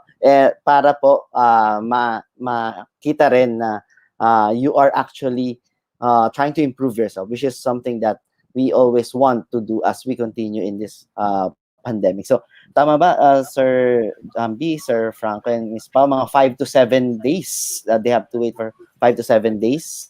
Tama, tama ba yun, Sir Franco? Or hours lang? 5 to 7 hours lang? Wow. Bilis. Action man yan eh. Naipadala ko na po yung certificates. Wow! Ating mga... Hindi ba nag-evaluation? Meron na. Auto pala. Siyempre, gagawin natin yung best natin to be able to send that. Okay. Thank you, Tara. Thank you, teachers. Again, maraming salamat. No, I think perhaps this is one of our longest webinars yet. Pero kitang-kita nyo naman, teachers, punong-puno, no? And kung hindi nyo man po natapos, may mga parts kayo hindi nakita. Meron po mga teachers kanina that had to leave because they have classes. So don't forget that this will always be available in our YouTube channel. You can always go back, browse which tools you'd like to explore. Plus, magkakaroon din po tayo ng ating usual na April series replay. No? So yung mga team replay po natin. So the entire April series will be replayed towards the end of the month na po. Bago tayo magsimula ng ating May series. Yeah. Okay. Teacher Pao, bago tayo siguro magpaalam, bigyan mo na ng reminders na teachers, meron pa tayong 2 last 2 sessions on April series. Medyo na yung mga bigati nating tools, no? Doon napapasok yung ating mga, part 7 and part 8 are both on facilitating learning using Google for Education tools. So nandiyan si Google Forms, Google Docs, Google Slides, Google Sheets, at pati si Google Drive, no? So dyan na yung mga big tools natin from Google for Education. Dami pa pala. Dami pa. Pero, since, sir, no, ang difference lang siguro for our sessions on 7 and 8, no, Teacher Sir Angelo, Teacher Pao, tsaka Sir Jambi, hindi na to fundamentals. Okay? Kasi we expect that you've encountered someone down the road yung mga tools na to. Kasi kilala natin si Docs, kilala natin si Slides, si Sheets, si Drive, no, tsaka si Forms. Okay?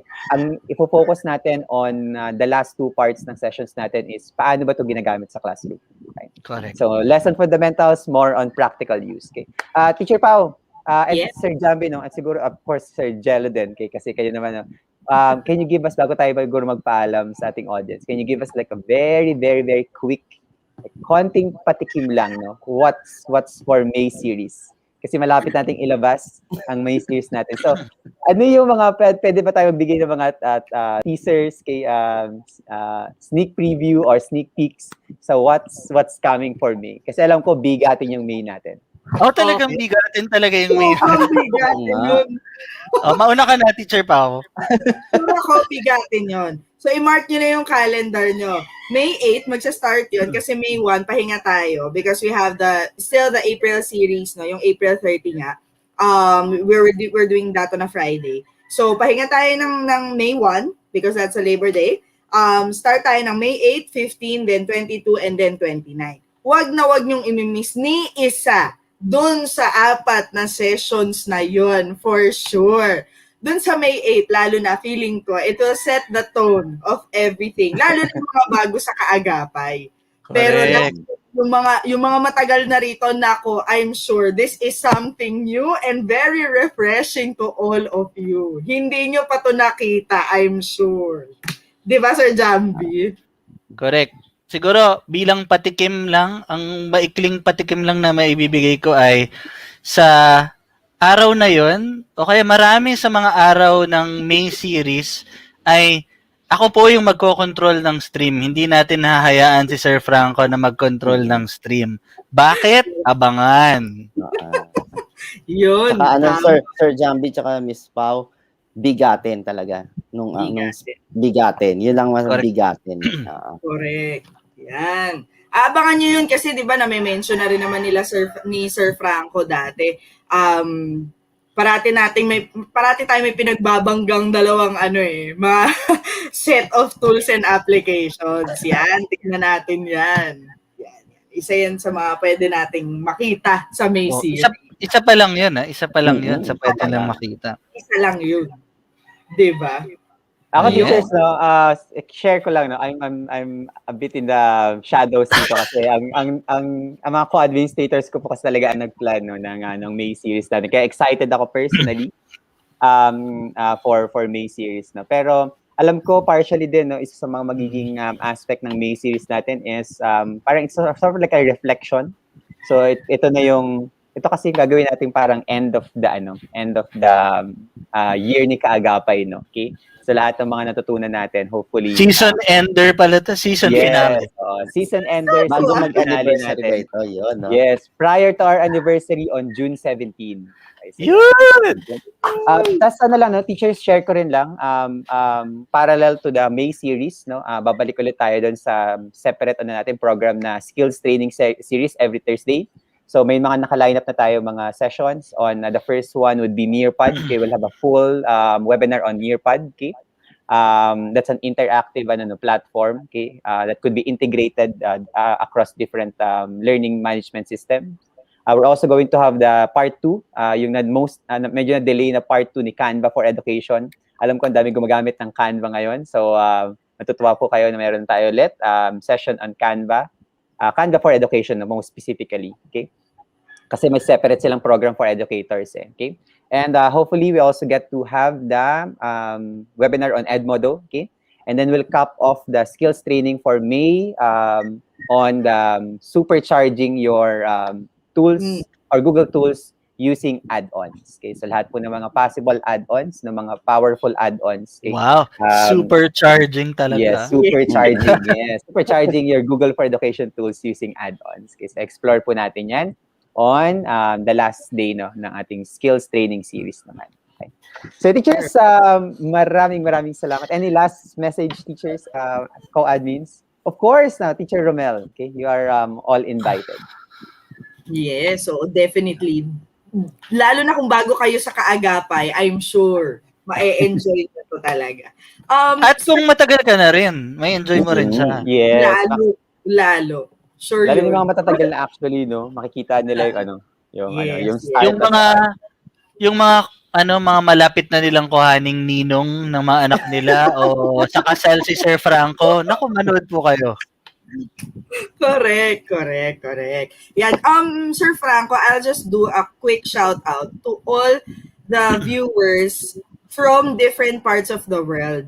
No, I'm so amazed how the channel reached them. No, from Tunisia. Kanina we've mentioned Tunisia, Thailand, Uzbekistan. Then we also saw someone from Ethiopia, Oman, and Bangladesh. So these are the countries we've already reached, no? And we are very happy. We are very happy and can't explain the feeling na nakarating tayo international. Napakahusay.